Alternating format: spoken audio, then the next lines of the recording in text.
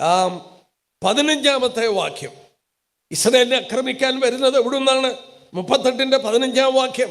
നീയും നിന്നോടുകൂടെ പല ജാതികളും ഒട്ടൊഴിയാതെ കുതിരപ്പുറത്ത് കയറിയ മഹാസമൂഹം മഹാസൈന്യമായി നിന്റെ ദിക്കിൽ നിന്ന് വടക്കേ അറ്റത്ത് നിന്ന്, ആ വാക്ക് നോക്കിയേ, വടക്കേ അറ്റത്തും തന്നെ വരും. 39-ന്റെ 2 ഈ 38-ന്റെ തുടർച്ചയാണ്. ഞാൻ നിന്നെ വഴിതെറ്റിച്ച് നിന്നിൽ ആരിലൊന്നിലെ ശേഷിപ്പിച്ച് നിന്നെ വടക്കേ അറ്റത്ത് നിന്ന് കൊണ്ടുവരും. എൻ്റെ സഹോദരന്മാരെ, ഭൂമിയുടെ സെന്റർ ഇസ്രായേലാണെന്ന് മനസ്സിലായി. അതിൻ്റെ വടക്കേ അറ്റം ഇംഗ്ലീഷ് ബൈബിളിൽ വായിച്ചാൽ I will bring you from the uttermost north, ഏറ്റവും വടക്കുന്ന് കൊണ്ടുവരും. ഇസ്രായേലിന്റെ വടക്ക് രാജ്യങ്ങളുണ്ട്. ലെബനോന്, സിറിയ മുതലായ രാജ്യങ്ങൾ വടക്കാണ്. എന്നാൽ ഇവിടെ രേഖപ്പെടുത്തിയിട്ടുണ്ട് ഏറ്റവും വടക്കേ അറ്റം.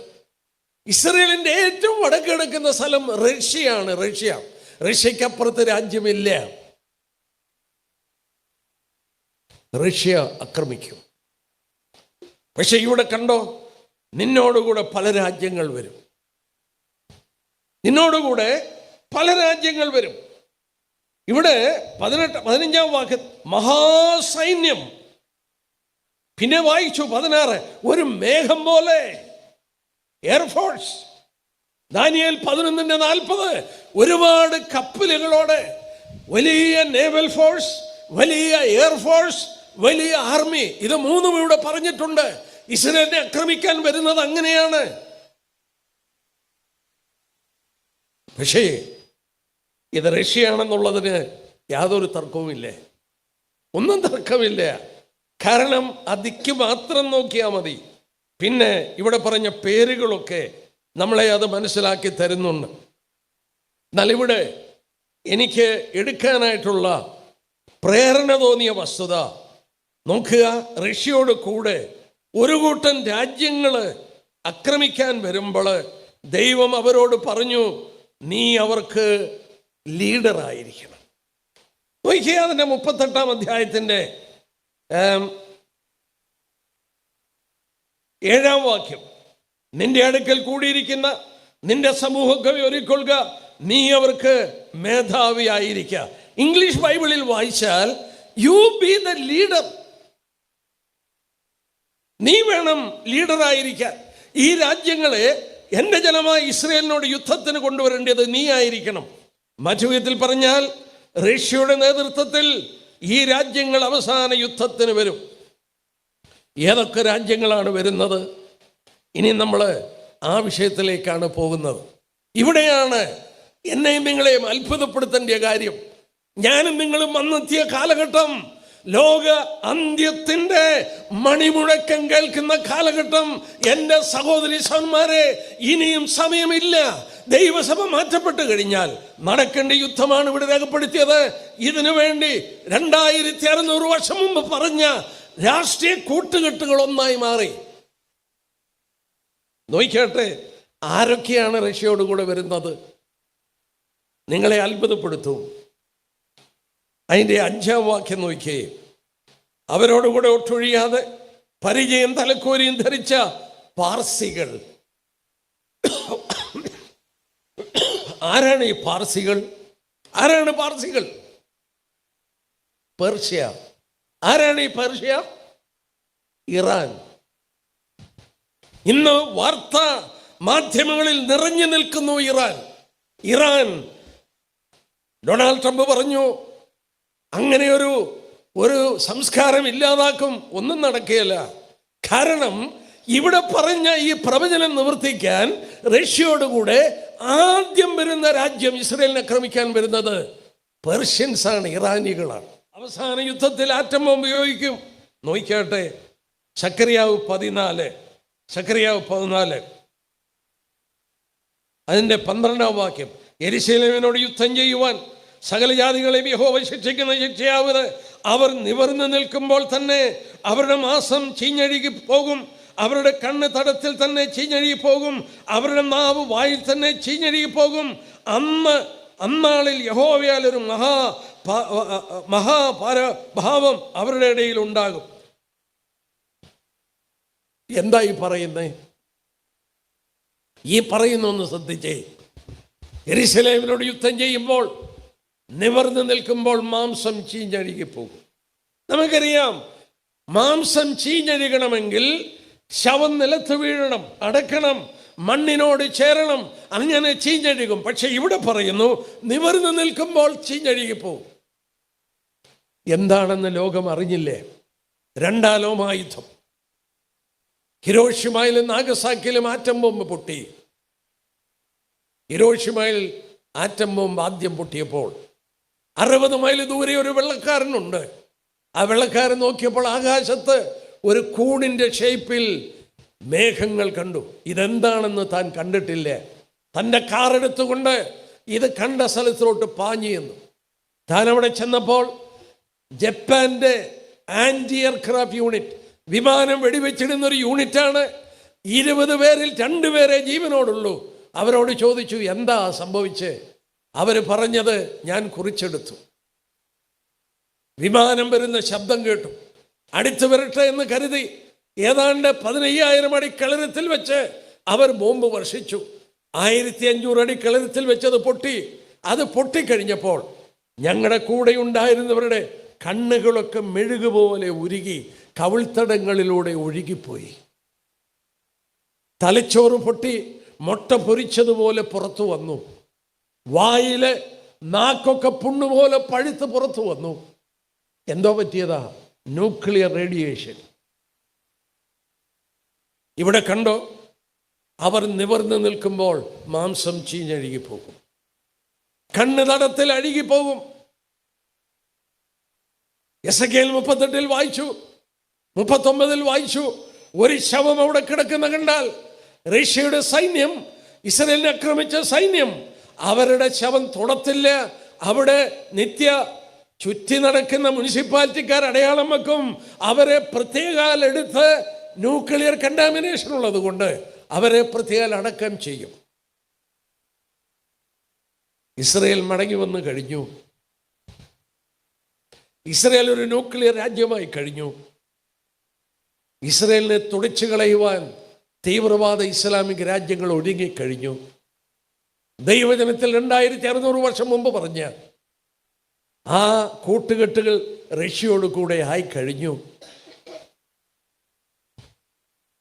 ഏതാനും മിനിറ്റുകൾ ഞാൻ ഇറാനെ കുറിച്ചൊന്ന് പറഞ്ഞോട്ടെ. മറ്റു ഭാഗങ്ങൾ എടുക്കേണ്ടിയുണ്ട്. ഞാൻ ഓടിച്ച് ആ ഭാഗം പറയാം.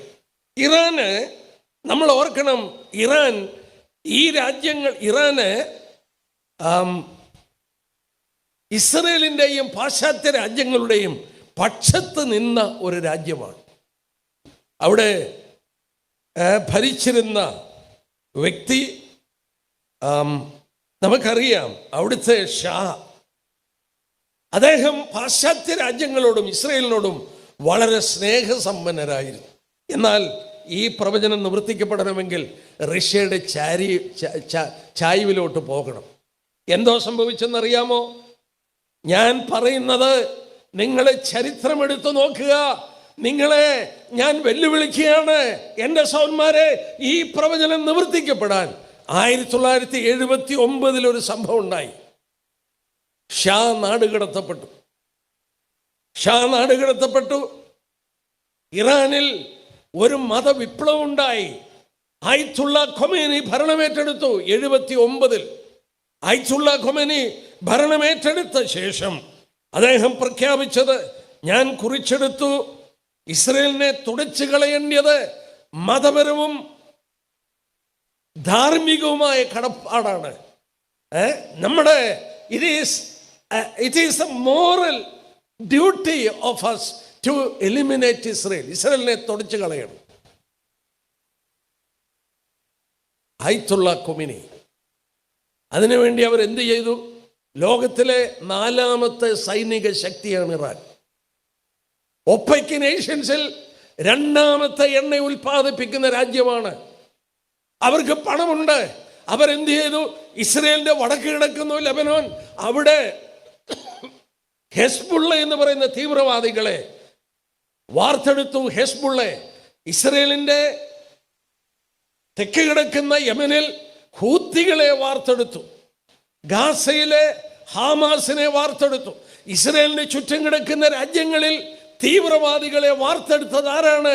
ഇറാനാണ്. ഒറ്റ ലക്ഷ്യം. എന്തിനാണ് ആറ്റം ബോംബ് അവർ ഉണ്ടാക്കുന്നത്? അവർ പരസ്യമായി പ്രസ്താവിച്ചു, യഹൂദനെ ഇല്ലാതാക്കാനാണ്. എന്തിനാണ് ഇസ്രയേൽ യുദ്ധത്തിന് പോയത്? ടെഹ്റാൻ എന്ന് പറയുന്നത് അവരുടെ തലസ്ഥാനമാണ്. ടെഹ്റാനിൽ പലസ്തീൻ സ്ക്വയർ എന്ന് പറയുന്ന ഒരു സ്ഥലമുണ്ട്. അവിടെ ഒരു ക്ലോക്കുണ്ട്, പരസ്യമായി അവിടെ വെച്ചിരിക്കുകയാണ്. 2015 അവർ പരസ്യമായി അവിടെ പ്രഖ്യാപിച്ചു, എഴുതി വച്ചിരിക്കുകയാണ്. യഹൂദന് വായിക്കാൻ എബ്രായ ഭാഷയിലും പേർഷ്യൻ ഭാഷയിലും എഴുതി വച്ചിരിക്കുകയാണ്. 25 വർഷം കൊണ്ട് സയോനിസം യഹൂദനില്ലാതാകും. ഒന്ന് ആലോചിച്ച്, ഒരു രാജ്യം പരസ്യമായി പ്രസ്താവിക്കുകയാണ് മറ്റൊരു രാജ്യം ഇല്ലാതാക്കണം. ആറ്റം ബോംബ് ഉണ്ടാക്കുന്നത് യഹൂദനെ നെഞ്ചത്തിടാൻ, അവനെ ഇല്ലാതാക്കാൻ. തീവ്രവാദികളെ വാർത്തെടുത്തത് യഹൂദനോട് യുദ്ധം ചെയ്യാൻ, യഹൂദനെ നശിപ്പിക്കാൻ. ഇസ്രയേൽ എന്തിനാണ് യുദ്ധത്തിന് ഏർപ്പെട്ടിരിക്കുന്നത്? ഡൊണാൾഡ് ട്രംപ് ഇസ്രയേലിനെ സഹായിക്കുന്നത് എന്തിനാണ്? ആറ്റം ബോംബ് ഉണ്ടാക്കരുത്, ഉണ്ടാക്കിയാൽ അപകടമാണ്, യഹൂദനെ ഇല്ലായ്മ ചെയ്യും. അമേരിക്ക യുദ്ധം കഴിയുമ്പോൾ മിക്കവാറും ലോക നേതൃത്വത്തിൽ നിന്ന് പുറകോട്ട് പോകും. സാമ്പത്തികമായി അവർ തകരും. അമേരിക്കയുടെ കടം $38 ട്രില്യൺ. 38 ട്രില്യൺ എന്ന് പറഞ്ഞാൽ നിസ്സാരമെന്ന് തോന്നും. 1 ട്രില്യൺ എന്ന് പറഞ്ഞാൽ 1 ഇട്ടിട്ട് 12 പൂജ്യം ഇടണം. 1,00,000 കോടിയാണ് 1 ട്രില്യൺ. 1,00,000 കോടി 1 ട്രില്യൺ. അങ്ങനെ $38 ട്രില്യൺ കടമാണ്. 48 ദിവസം കൂടുമ്പോൾ അമേരിക്കയിൽ വേറെ 1 ട്രില്യനൂടെ കൂടുന്നു. എല്ലാ 48 ദിവസം കഴിയുമ്പോൾ ഓരോ ട്രില്യൺ കടം കൂടുകയാണ്. അങ്ങനെ കടം കൂടിയാൽ ഏത് രാജ്യം നിലനിൽക്കും? ഈ യുദ്ധം അമേരിക്ക വരുത്തി വെച്ച യുദ്ധമാണ്. ഭയങ്കര പണച്ചെലവാണ്. പ്രിയപ്പെട്ടവരോട് പറയട്ടെ, ബ്രിട്ടീഷ് സാമ്രാജ്യം ഒരു സാധാരണ രാജ്യമായതുപോലെ അമേരിക്ക ഒരു സാധാരണ രാജ്യമായി ലോക നേതൃത്വത്തിൽ നിന്ന് പുറകോട്ട് പോകും. പ്രവചനങ്ങൾ അപഗ്രഥിച്ച് നോക്കുമ്പോൾ അതിൻ്റെ ലക്ഷണങ്ങൾ കണ്ടുകൊണ്ടെങ്കിൽ ഞാൻ പ്രസംഗിച്ചത് അവിചാരിതമല്ല. ദൈവത്തിന് ഈ നാടുകളിൽ പ്രിയപ്പെട്ട നിങ്ങളോട് പറയാനുള്ളത് അറിയിക്കുവാനായിട്ട് എന്നെ അയച്ചതാണ്. ഇവിടെ തിരഞ്ഞെടുത്ത വിഷയം യേശുക്രിസ്തുവിൻ്റെ 2ാം വരവും ലോക സംഭവങ്ങളുമാണ്. എന്നെ ഹരം പിടിപ്പിക്കുന്ന ഒരു വിഷയമാണ് ബൈബിളിൻ്റെ പ്രവചനങ്ങളെ ആധാരമാക്കിയുള്ള ലോക സംഭവങ്ങൾ വിലയിരുത്തുന്നത്. ഞാൻ സാക്ഷ്യമായി പറഞ്ഞോട്ടെ, 50-ലധികമായി വേദപുസ്തകത്തിൻ്റെ പ്രവചനങ്ങളുടെ ഒരു വിദ്യാർത്ഥിയാണ് ഞാൻ. ഇന്നും പഠിച്ചുകൊണ്ടിരിക്കുന്നു. ഈ ലോക സംഭവങ്ങളെ, പ്രവചന വിഷയങ്ങളെ ആധാരമാക്കി വിലയിരുത്തുവാൻ ദൈവം വളരെ കൃപ തരുന്നു. അനേകർക്ക് അനുഗ്രഹമായി തീരുവാൻ, അനേകർ രക്ഷിക്കപ്പെടുവാൻ അതൂതുകൾ മൂലം ഇടയാക്കിയിട്ടുണ്ട്. നിങ്ങൾ യൂട്യൂബിൽ ചെന്നാൽ ഞാൻ ഒരെണ്ണം പോലും അപ്ലോഡ് ചെയ്തിട്ടില്ല. ഇതെല്ലാം സഹോദരങ്ങൾ ചെയ്യുന്നതാണ്. അവർ അപ്ലോഡ് ചെയ്തത് നിങ്ങൾക്ക് കാണാൻ കഴിയും, നിങ്ങൾക്ക് കേൾക്കാൻ കഴിയും. ഞാൻ ആമുഖമായി പറഞ്ഞു നിർത്തുന്നു. ദൈവം സഹായിക്കട്ടെ. നിങ്ങൾ എന്നെയും പ്രാർത്ഥനയിൽ ഓർക്കണം. നിങ്ങളോടുള്ള ബന്ധത്തിൽ ഒരു പ്രത്യേക സ്നേഹം എൻ്റെ മനസ്സിൽ അങ്കുരിച്ചു. ദൈവം ഏതെങ്കിലും അവസരം തരുന്നെങ്കിൽ എൻ്റെ സമയങ്ങൾ ചെലവഴിച്ച് നിങ്ങൾക്ക് ദൈവജനം പറഞ്ഞു തരാൻ ഞാൻ സന്നദ്ധനാണെന്ന് കൂടെ ഓർപ്പിക്കുകയാണ്. മറ്റ് യാതൊരു ലക്ഷ്യവുമില്ല. ദൈവവചനം ആഗ്രഹിക്കുന്നവർക്ക് പറഞ്ഞു കൊടുക്കാൻ എൻ്റെ ഹൃദയം വെമ്പൽ കൊള്ളുന്നുണ്ട്. ഞാൻ വിഷയത്തിലേക്ക് കടക്കുകയാണ്. കർത്താവായ യേശുക്രിസ്തുവിൻ്റെ മടങ്ങിവരവും ലോക സംഭവങ്ങളും എന്നുള്ള വിഷയം ആധാരമാക്കി കഴിഞ്ഞ 2 രാത്രികളിൽ ഞാൻ എടുത്തു. ഞാനിവിടെ ഇരുന്നപ്പോൾ ഒരു ഭാഗം എൻ്റെ മനസ്സിൽ ഓർമ്മ വന്നു. ആമുഖമായി അത് പറഞ്ഞ് ഞാൻ മുന്നോട്ട് പോകാം. ഞാൻ ഇവിടെ പ്രസംഗം ആരംഭിച്ചത് യെശയ്യാപ്രവചനം 34-ാം അധ്യായത്തെ നിന്നൊരു വാക്യം വായിച്ചുകൊണ്ടാണ്. 2 ദിവസം മുമ്പ് ആ വാക്യം വായിച്ചു. ഞാൻ ഒന്നുകൂടി ആ വാക്യം വായിക്കുകയാണ്. മനുഷ്യനോട് ദൈവം പറയുന്നൊരു കാര്യം എന്താ പറയുന്നത്? യെശയ്യാവ് 34-ന്റെ 16-ാം വാക്യം, യഹോവയുടെ പുസ്തകത്തിൽ അന്വേഷിച്ച് വായിച്ചു നോക്കുവീൻ, അവയിൽ ഒന്നും കാണാതിരിക്കില്ല, ഒന്നിനും ഇണയില്ലാതിരിക്കയില്ല. അവൻ്റെ വായല്ലോ കൽപ്പിച്ചത്, അവൻ്റെ ആത്മാവത്രേ അവയെ കൂട്ടിവരുത്തിയത്. ബൈബിളിന് ദൈവം കൊടുത്ത പേര് യഹോവയുടെ പുസ്തകം എന്നാണ്. ദൈവത്തിന് പല പേരുകൾ ബൈബിളിലുണ്ട്. എന്നാൽ ഏറ്റവും കൂടുതൽ ആവർത്തിക്കപ്പെട്ട പേര് യഹോവ എന്ന പേരാണ്. യഹോവ എന്ന പേരിൻ്റെ അർത്ഥം നാം ഗ്രഹിക്കുമ്പോൾ അതിൻ്റെ ആശയം ഗ്രഹിക്കും. യഹോവ എന്ന വാക്കിൻ്റെ അർത്ഥം നിത്യനായി നിലകൊള്ളുന്നവൻ, മാറ്റമില്ലാത്തവൻ, ദ എറ്റേണലി എക്സിസ്റ്റിംഗ് വൺ, നിത്യനായി നിലകൊള്ളുന്നവൻ, സമയത്തിന് അതീതനായവനാണ് യഹോവയായ ദൈവം. അവൻ പറയുകയാണ്, ഈ പുസ്തകം നിങ്ങൾക്ക് തന്നത് ഞാനാണ്. ആ പുസ്തകത്തിന് പേര് കൊടുത്തിരിക്കുന്നത് യഹോവയുടെ പുസ്തകമെന്നാണ്. സമയത്തിന് അതീതനായ ദൈവം. മനുഷ്യന് സമയത്തിന് പരിധിയുണ്ട്. അവന് ഇന്ന് നടക്കുന്നതും ഇന്നലെയും ഉള്ളത് പറയാം, നാളെ എന്തെന്നുള്ളത് അറിയില്ല, പറയാൻ സാധ്യമല്ല. എന്നാൽ ദൈവത്തിന് ആരംഭത്തിൽ അവസാനം അറിയാം. ഒന്നും അവന് മറവല്ല. ഞാൻ ഈ ഭാഗം ശ്രദ്ധിച്ചപ്പോൾ ഒരു കാര്യം കൂടി ഒന്ന് ഓർപ്പിച്ചോട്ടെ. ഞാൻ ബാക്കി ഭാഗങ്ങൾ അവിടെ നിന്ന് പറഞ്ഞതാണ്. എസെക്കിയേൽ പ്രവചനത്തിലേക്ക് ഒന്ന് കടന്നു വരാം. ഇന്ന് രാത്രി ഞാൻ അവിടെ നിന്ന് പ്രസംഗിക്കാൻ ആഗ്രഹിക്കുകയാണ്. എസെക്കിയേൽ പ്രവചനത്തിൽ ഒരു പ്രത്യേക പ്രയോഗം 77 പ്രാവശ്യം ആവർത്തിച്ചിട്ടുണ്ട്. നിങ്ങൾ ഇനിയും വായിക്കുമ്പോൾ ശ്രദ്ധിച്ചാൽ മതി. എസെക്കിയേൽ പ്രവചനത്തിൽ 77 പ്രാവശ്യം ഒരു പ്രത്യേക പ്രയോഗം ആവർത്തിച്ചിട്ടുണ്ട്. എന്താണെന്നറിയാമോ? ഈ 5-ാം അധ്യായത്തിൻ്റെ 13-ാം വാക്യം, ചിലത് മാത്രമേ ഞാനൊന്ന് വായിക്കാം. 5-ാം അധ്യായത്തിൻ്റെ 13-ാം വാക്യം നോക്കിക്കാട്ടെ. അവിടെ വായിക്കുന്നു, എൻ്റെ ക്രോധം അവരിൽ നിവർത്തിക്കുമ്പോൾ യഹോവയായ ഞാൻ എൻ്റെ തീഷ്ണതനെ അരുളിച്ചെയ്തെന്ന് അവർ അറിയും. 6-ാം അധ്യായത്തിൻ്റെ 7-ാം വാക്യം, നിഹതന്മാർ നിങ്ങളുടെ നടുവിൽ വീഴും, അതിൻ്റെ ഞാൻ യഹോവയെന്ന് നിങ്ങൾ അറിയും.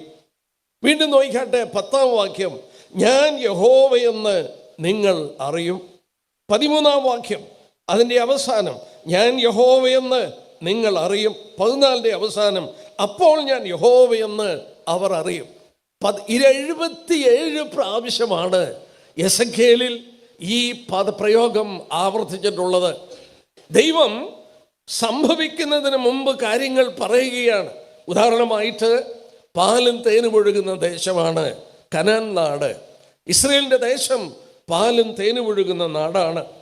അതിൻ്റെ 6-ാം അധ്യായത്തിൻ്റെ 14-ാമത്തെ വാക്യം, ഞാൻ അവരുടെ നേരെ കൈ നീട്ടി അവരുടെ സകല വാസസ്ഥലങ്ങളിലും ദേശത്തെ റിബ്ല മരുഭൂമിയേക്കാൾ അധികം നിർജ്ജനവും ശൂന്യമാക്കും.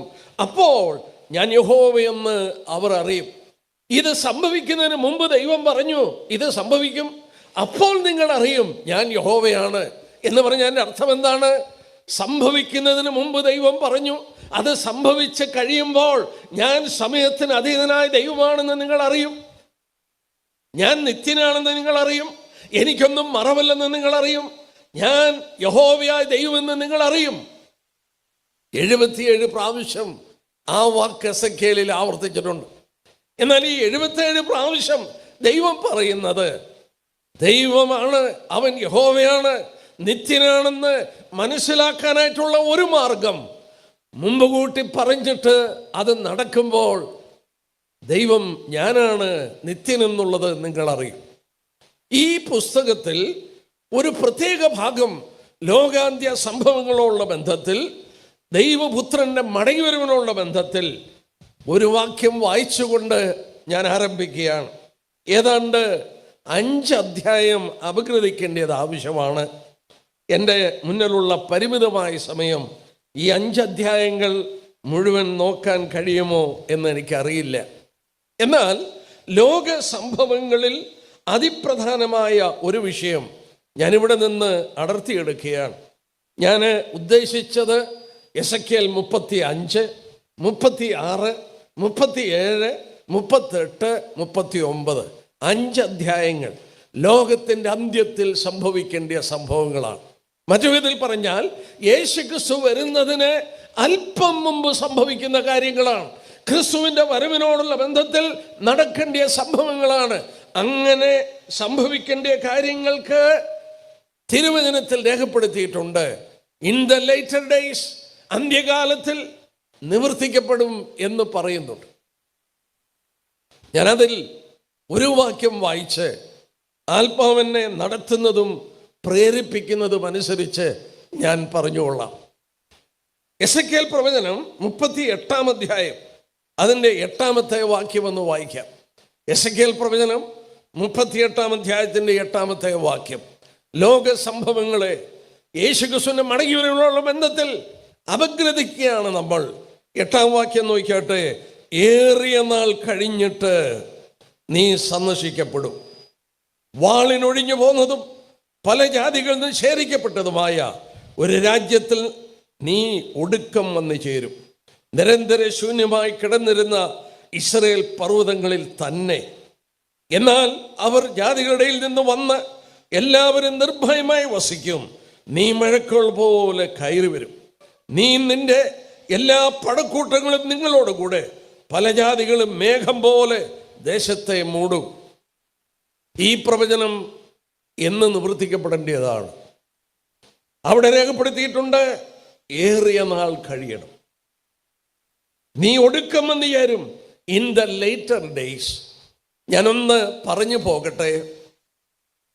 എസെക്കിയേൽ ഇത് രേഖപ്പെടുത്തുന്നത് ഇന്നേക്ക് ഏതാണ്ട് 2600 വർഷം മുമ്പാണ്. ക്രിസ്തുവിന് 600 വർഷം മുമ്പ്, ഏതാണ്ട് 600 വർഷം മുമ്പ് ബാബേലിലേക്ക് എസെക്കിയേലിനെ പിടിച്ചുകൊണ്ടുപോയി എന്ന് പറഞ്ഞാൽ ക്രിസ്തുവിന് 600 വർഷം മുമ്പ് പിടിക്കപ്പെട്ടു, ബാബേൽ പ്രവാസത്തിലേക്ക് പോയി. ഇന്നേക്ക് 2600 വർഷം മുമ്പ് ആ പ്രവാചകനിലൂടെ ദൈവം പറയുകയാണ്, ഏറിയ നാൾ കഴിയണം. ആഫ്റ്റർ മെനി ഡേയ്സ്, അനേക നാളുകൾ കഴിയുമ്പോൾ, ഇൻ ദ ലേറ്റർ ഡേയ്സ്, കാലത്തിന്റെ അന്ത്യത്തിൽ, അവസാന നാളുകളിൽ സംഭവിക്കേണ്ട ഒരു കാര്യമാണ് ഞാൻ പറയുന്നത്. എന്താ സംഭവം? നീയും നിന്നോടുകൂടെ പല ജാതികളും എന്റെ ദേശമായി ഇസ്രായേലിന്റെ നേരെ യുദ്ധത്തിന് വരും. ഇനി നടക്കാൻ പോകുന്ന ഒരു ഘോരമഹായുദ്ധം ഇവിടെ വെളിപ്പെടുത്തുകയാണ്. എന്നാൽ എന്നെ അത്ഭുതപ്പെടുത്തുന്ന കാര്യം, 2600 വർഷം മുമ്പ് ഏതൊക്കെ രാജ്യങ്ങളാണ് ആക്രമിക്കുന്നത്, ഏതൊക്കെ വെളിപ്പെടുത്തിയിട്ടുണ്ട്. ഞാൻ ചോദിച്ചോട്ടെ, ആർക്ക് പറയാൻ കഴിയും അത്?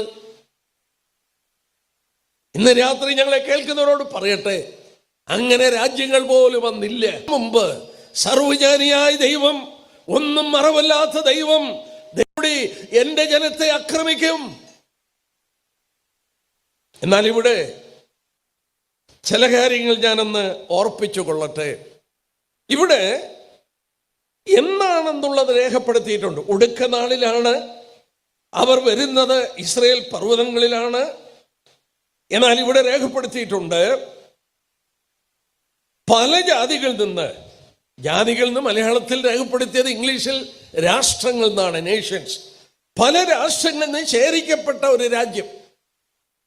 എന്റെ പ്രിയപ്പെട്ടവരോട് ഓർപ്പിക്കട്ടെ, ഇസ്രായേൽ രാഷ്ട്രം അവരുടെ സ്വന്തം നാട്ടിൽ കയറുന്നതിന് മുമ്പ് മോവാബ് സമഭൂമിയിൽ വെച്ച് മോശെ അവരോട് പറഞ്ഞു, 2 പ്രാവശ്യം നിങ്ങളുടെ സ്വന്തം ദേശം വിട്ട് നിങ്ങൾ പോകും.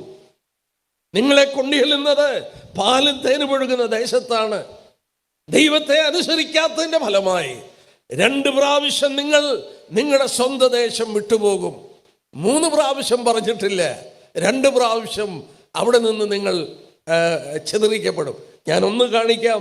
ആവർത്തനം 28 എടുത്ത്, ആവർത്തന പുസ്തകം 28-ാം അധ്യായം.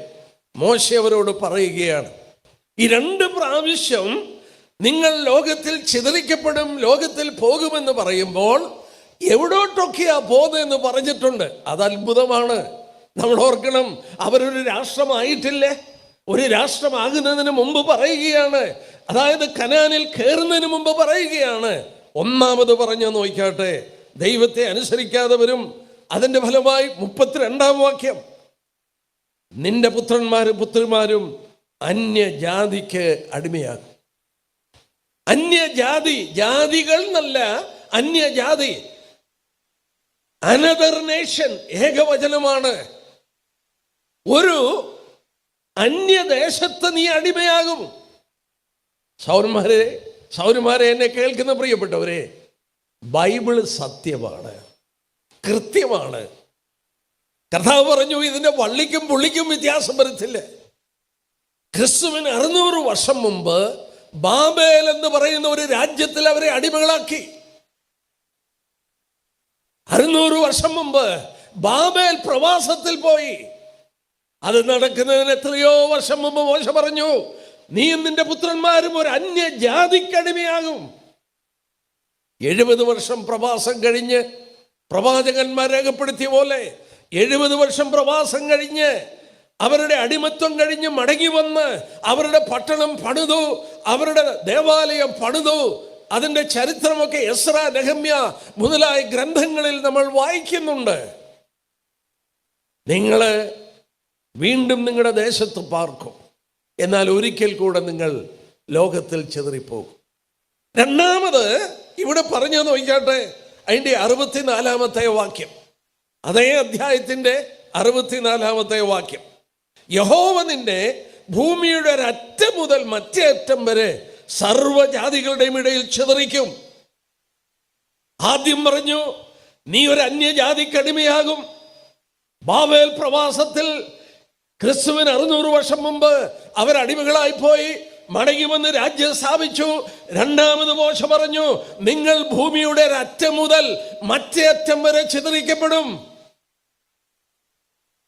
ഇത് സംഭവിക്കുന്നതിന് ഏതാണ്ട്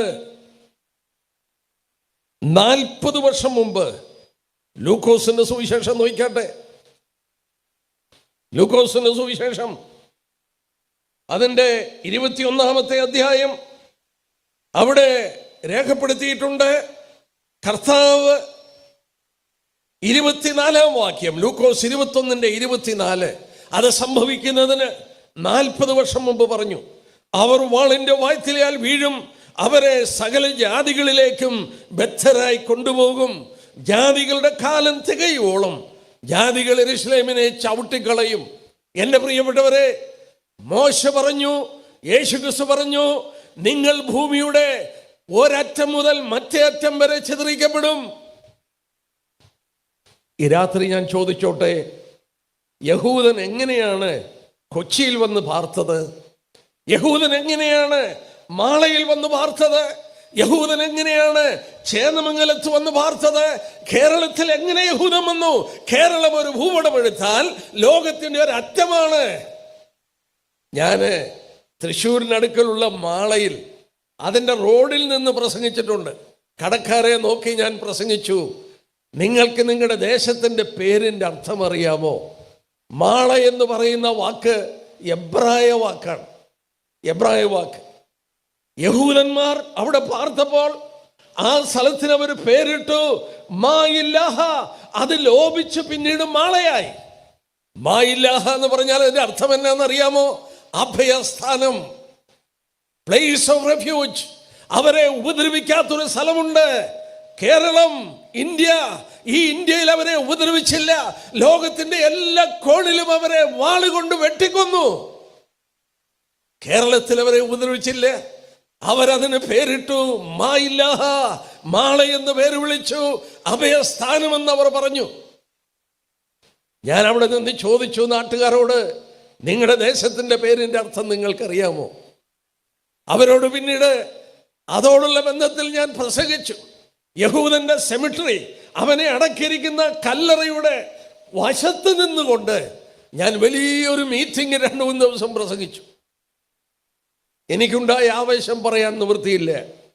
എന്നാൽ ഇന്ന് രാത്രി ഞാൻ പറയട്ടെ, ദൈവവചനം എത്ര കൃത്യമാണ്. അവരൊരു രാജ്യമായി കനാനിൽ പ്രവേശിക്കുന്നതിന് മുമ്പ് മോശ പറഞ്ഞു, നിങ്ങൾ മറ്റൊരു രാജ്യത്തിന് അടിമയാകും. അത് നടന്നു. രണ്ടാമത് പറഞ്ഞു, നിങ്ങൾ ഭൂമിയുടെ ഒരു അറ്റം മുതൽ മറ്റേ അറ്റം വരെ ചിതറിക്കപ്പെടും. ചരിത്രം നമുക്കറിയാം. AD 70 റോമൻ സൈന്യാധിപനായ തീത്തോസ് അവരെ യെരുശലേമിൽ നിന്ന് ലോകത്തിൽ ചിതറിച്ചു കളഞ്ഞു. എല്ലാ രാജ്യത്തും അവർ പോയി. രാജ്യമില്ലാതെ കിടക്കുകയാണ്. മടങ്ങി വരുവാൻ നിവൃത്തിയില്ല.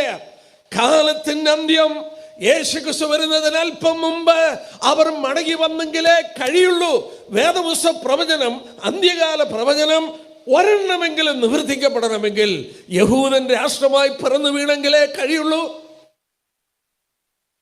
ഇന്ന് യഹൂദൻ ഒരു രാജ്യമായി തീർന്നതിന്റെ കാരണം അതാണ്. ആരാണ് അവരെ കൊണ്ടുവന്നത്? ആരാണ് അവരെ കൊണ്ടുവന്നത്? നിങ്ങൾ യെരമ്യാ പ്രവചനം എന്നെടുത്ത് അവിടെ സ്വർഗത്തിലെ ദൈവം പറയുന്ന വാക്ക് ഞാനെന്ന് ചൂണ്ടിക്കാണിക്കാം. യെരമ്യാ പ്രവചനം, അതിൻ്റെ യെരമ്യാ പ്രവചനം 31-ാം അധ്യായത്തിന്റെ 10-ാമത്തെ വാക്യം. യെരമ്യാ 31:10 ദൈവം പറയുകയാണ്, വിളിച്ചു പറയുക, നിങ്ങൾ ലോകത്തോട് വിളിച്ചു പറയുക. എന്താ വിളിച്ചു പറയേണ്ടത്? ആ 31:10 നോക്കിക്കേ. ജാതികളെ, യഹോവയുടെ വചനം കേൾപ്പീൻ, ദൂരദ്വീപുകളിൽ അതിനെ പ്രസ്താവിപ്പീൻ. ഇസ്രായേലിനെ ചിതറിച്ചവൻ അവനെ കൂട്ടിച്ചേർത്തു, ഒരിടയൻ തന്റെ കൂട്ടത്തെ കാക്കുന്ന പോലെ അവനെ കാക്കും. സ്തോത്രം. ആരാണ് അവനെ മടക്കി കൊണ്ടുവന്നത്? എന്താണ് ഈ വചനം പറയുന്നത്? ഇസ്രായേലിനെ ചിതറിച്ചവൻ അവനെ കൂട്ടിവരുത്തി. ദൈവത്തിന്റെ കരമാണ്. എസെക്കിയേൽ 36 നിന്ന് കഴിഞ്ഞ ദിവസം ഞാൻ ചൂണ്ടിക്കാണിച്ചു. 130 രാജ്യത്ത് നിന്ന് അവരെ മടക്കി കൊണ്ടുവന്നു. അവരുടെ പിതാക്കന്മാർക്ക് കൊടുത്ത സ്ഥലത്തിൽ തന്നെ കൊണ്ടുവന്നു. 23 ഇസ്ലാമിക് രാജ്യങ്ങളുടെ നിറഞ്ഞു കിടക്കുന്ന സ്ഥലത്ത്, അവരോട് ബദ്ധ വൈരാഗികളായിരിക്കുന്ന സ്ഥലത്ത്, അവരുടെ പിതാക്കന്മാരുടെ ആ സ്ഥലത്ത് തന്നെ അവർ രാജ്യമായി തീർന്നു. ദൈവത്തിന്റെ കരം, സർവശക്തന്റെ കരം രണ്ടാമത് അവരെ മടക്കി കൊണ്ടുവന്നു. ഇതാണ് എസെക്കിയേൽ പ്രവചനത്തിൽ നമ്മൾ വായിച്ച ആ ഭാഗം. വീണ്ടും നമ്മൾ നോക്കട്ടെ. നമ്മൾ ഓരോ വാക്യങ്ങളും അപഗ്രഥിച്ച് നോക്കുമ്പോൾ ഈ കാലഘട്ടം നമുക്കറിയാം. എസെക്കിയേൽ 38:8 വാക്യം, പല ജാതികളിൽ നിന്ന് ശേഖരിക്കപ്പെട്ടതുമായ ഒരു രാജ്യം, വാളിനൊഴിഞ്ഞു പോന്നു. യൂറോപ്പിൽ 2ാം ലോകയുദ്ധം നടക്കുമ്പോൾ, സെക്കൻഡ് വേൾഡ് വാർ, 90 ലക്ഷം യഹൂദന്മാരുണ്ട്. യൂറോപ്പിൽ 90 ലക്ഷം യഹൂദന്മാരുണ്ട്. 2ാം ലോകയുദ്ധം കഴിയുമ്പോൾ, ആ ലോകയുദ്ധം കഴിഞ്ഞപ്പോൾ, ഹിറ്റ്ലറിന്റെ ഭരണം അവസാനിച്ചപ്പോൾ 30 ലക്ഷമായി കുറഞ്ഞു. 60 ലക്ഷത്തെ ഗ്യാസ് ചേംബറിൽ കയറ്റിക്കൊന്നു. 30 ലക്ഷമായി ശേഷിച്ചു. ഇവിടെ കണ്ടോ, വാളിന് ശേഷിച്ചവർ. എന്റെ സഹോദരന്മാരോട് പറയട്ടെ, അവരെ എങ്ങനെയാണ് കൊണ്ടുവന്നത്? ദൈവം അവരെ കൊണ്ടുവന്നത്. വീണ്ടും നമ്മൾ യെരമ്യാ പ്രവചനം ഒന്ന് എടുത്താട്ടെ. ഞാൻ അങ്ങോട്ടും ഇങ്ങോട്ടും ഒക്കെ വാക്യങ്ങൾ എടുത്തുകൊണ്ടിരിക്കും. കാരണം എൻ്റെ മനസ്സിൽ ഓടി വരുന്ന വാക്യങ്ങളാണ് ഞാൻ എടുക്കുന്നത്.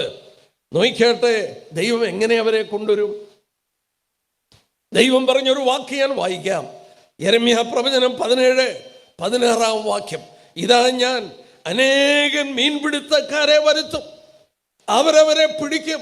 അതിൻ്റെ ശേഷം ഞാൻ അനേകം നായാട്ടുകാരെ വരുത്തും, അവരവരെ എല്ലാ മലയിൽ നിന്നും എല്ലാ കുന്നുകളിൽ നിന്നും പാറപ്പിളപ്പുകളിൽ നിന്നും നായാടി പിടിക്കും എന്ന് യഹോവയുടെ അരുളപ്പാട്. ഇതെന്തായി പറയുന്നത്? ഞാൻ ആദ്യം മീൻപിടുത്തക്കാരെ കൊണ്ടുവരും, അതിൻ്റെ ശേഷം നായാട്ടുകാരെ കൊണ്ടുവരും, അങ്ങനെ ഞാൻ അവരെ മടക്കി കൊണ്ടുവരും. മീൻ പിടിക്കുന്നവര് എവിടെ നിന്നാ മീൻ പിടിക്കുന്നത്? വെള്ളത്തിൽ നിന്ന്. എന്താ ഇവിടെ പറയുന്നത്? വെളിപ്പാട് പുസ്തകം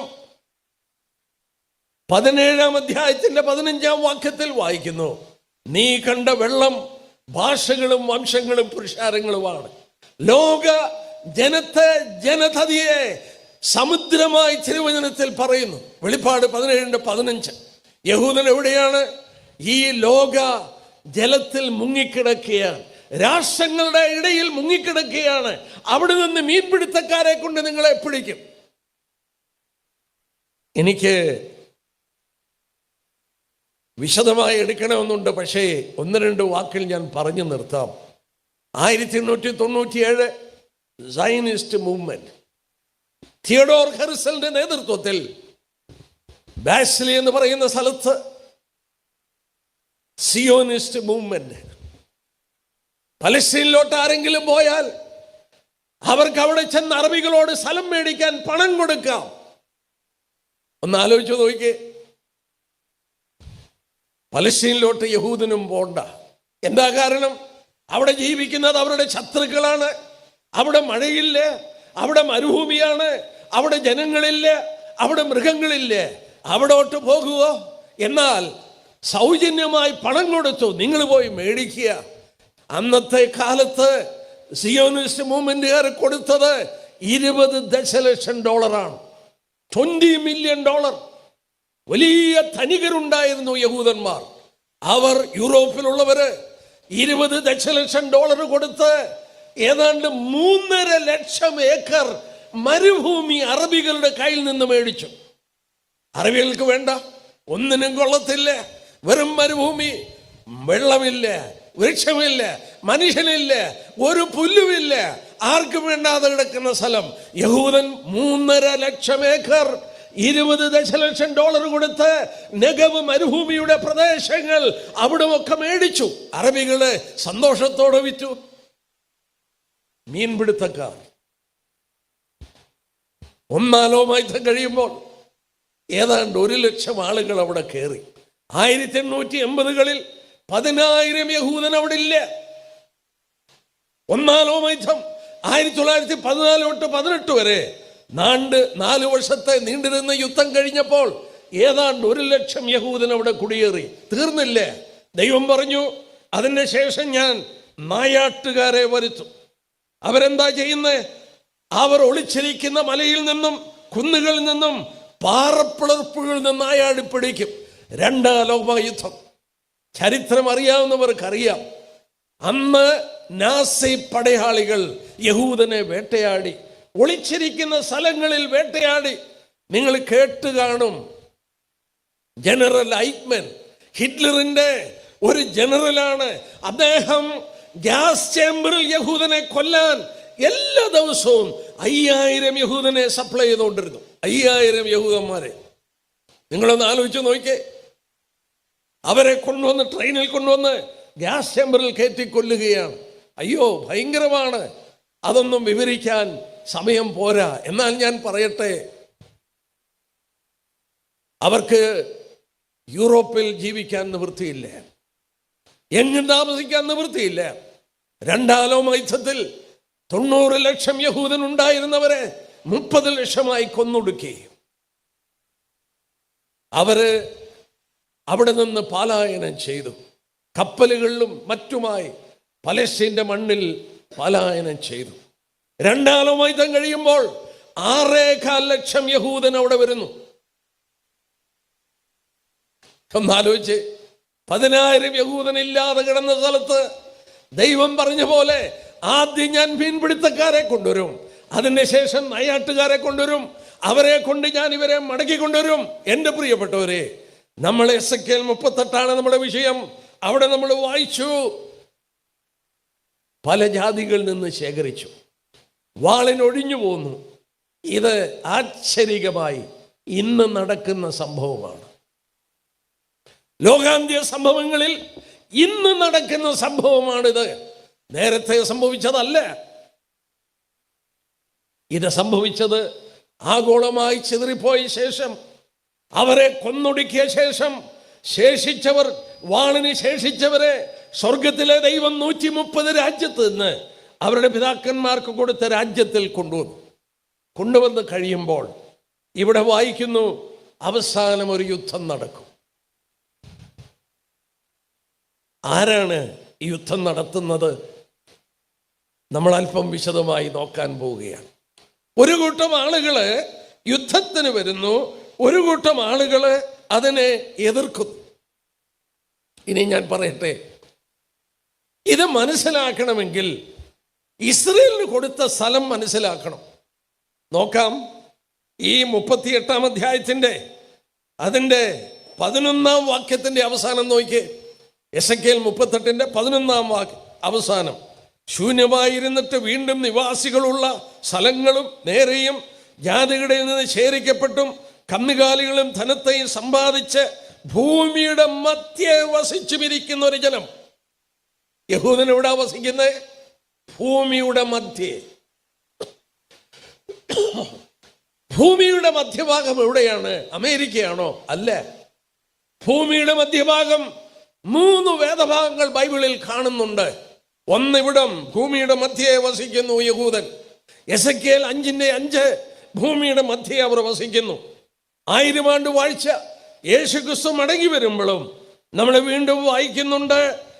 യെശയ്യാ പ്രവചനം 19-ാം അധ്യായത്തിന്റെ 24-ാം വാക്യത്തിൽ ഭൂമിയുടെ മധ്യേ അവർ വസിക്കുന്നു. ദൈവം അബ്രാഹാമിനോട് പറഞ്ഞു, ഞാൻ നിന്നെ കാണിപ്പാനിരിക്കുന്ന ദേശത്തേക്ക് പോകാം. എവിടോട്ടെന്നറിയാതെ യാത്ര ചെയ്തു. ഈ ഇസ്രയേലിന്റെ മധ്യഭാഗത്തിലുള്ളൊരു സ്ഥലമാണ് ബർഷീബ. ആ സ്ഥലത്തിരുന്നു. ആ സ്ഥലത്താണ് അബ്രഹാം പാർത്തത്. അത് ഇസ്രയേലിന്റെ മധ്യഭാഗമാണ്. നമ്മള് ഇവിടെ വായിക്കുന്നു, ഭൂമിയുടെ മധ്യഭാഗവുമാണ് ഇസ്രയേൽ. യേശുക്രിസ്തു ക്രൂശിക്കപ്പെട്ട എവിടെയാണ്? ഇസ്രയേലിന്റെ ഭൂപടം എടുത്ത് നോക്കി. ഇസ്രയേലിന്റെ ഭൂപടം എടുക്കുമ്പോൾ അതിന്റെ സെന്റർ എന്ന് പറയുന്നത് യെരുശലേമാണ്. യെരുശലേമിന്റെ പ്രദേശത്താണ് ദൈവപുത്രൻ വന്ന് ക്രൂശിക്കപ്പെട്ടത്. ദൈവം എന്തിനാണ് യഹൂദന് ഈ ഭൂമിയുടെ മധ്യഭാഗം കൊടുത്തത്? മാനവരാശിയെ സ്നേഹിച്ചതുകൊണ്ടാണ്. അവരാണ് ഈ തിരുവെഴുത്തുകൾ രേഖപ്പെടുത്തിയത്. റോമാലേഖനം 3-ാം അധ്യായത്തിൽ പൗലോസ് ചോദിക്കുന്നുണ്ട്, യഹൂദൻ എന്തു വിശേഷത? അല്ല പരിശോധനയാൽ എന്ത് പ്രയോജനം? വളരെയുണ്ട്. ഒന്നാമത്, ദൈവത്തിന്റെ അരുളപ്പാടുകൾ അവരുടെ പക്കലാണ് ഏൽപ്പിച്ചത്. പഴയ നിയമ ബുക്കുകൾ ആരാണ് എഴുതിയത്? പഴയ നിയമ എല്ലാ ബുക്കുകളും എഴുതിയത് യഹൂദനാണ്. പുതിയ നിയമ ബുക്കുകൾ എല്ലാം യഹൂദൻ, ലൂക്കോസ് ഒഴിച്ച് യഹൂദനാണ്. അപ്പോൾ ബൈബിളിന്റെ എഴുത്തുകാർ യഹൂദന്മാരാണ്. അവരെ കൊണ്ട് എഴുതിച്ചു. അവരെ ഭൂമിയുടെ മധ്യഭാഗത്ത് കൊണ്ടുവന്നു. ഏകസത്യ ദൈവത്തെക്കുറിച്ച് അവരിലൂടെ ദൈവം വെളിപ്പാട് കൊടുത്തു. ലോകത്തിൽ ദൈവത്തിന്റെ സാക്ഷികളായി, പ്രകാശമായി ഭൂമിയുടെ മധ്യത്തിൽ നിന്ന് ഈ പ്രകാശം പരത്തുവാൻ അവർക്ക് ഭൂമിയുടെ മധ്യഭാഗം കൊടുത്തു. ഇനിയും ഞാൻ എന്തിനാ ഇത്രയും വിശദീകരിച്ചെന്ന് ചോദിച്ചാൽ, ഇവിടെ എസെക്കിയേൽ 38 ഇവരെ ആക്രമിക്കുന്ന ഈ രാജ്യം ഏത് രാജ്യമാണെന്ന് കണ്ടുപിടിക്കാൻ ഭൂമിയുടെ മധ്യഭാഗം ഇസ്രയേലാണെന്ന് മനസ്സിലായെങ്കിലേ ഒക്കുള്ളൂ. കാരണം എന്താന്ന് പറയാം. നോക്കിയാട്ടെ, അതിൻ്റെ 15-ാമത്തെ വാക്യം. ഇസ്രയേലിനെ ആക്രമിക്കാൻ വരുന്നത് എവിടുന്നാണ്? 38-ന്റെ 15-ാം വാക്യം. നീയും നിന്നോടുകൂടെ പല ജാതികളും ഒട്ടൊഴിയാതെ കുതിരപ്പുറത്ത് കയറിയ മഹാസമൂഹം, മഹാസൈന്യമായി നിന്റെ ദിക്കിൽ നിന്ന് വടക്കേ അറ്റത്ത് നിന്ന്, ആ വാക്ക് നോക്കിയേ, വടക്കേ അറ്റത്തും തന്നെ വരും. 39-ന്റെ 2 ഈ 38-ന്റെ തുടർച്ചയാണ്.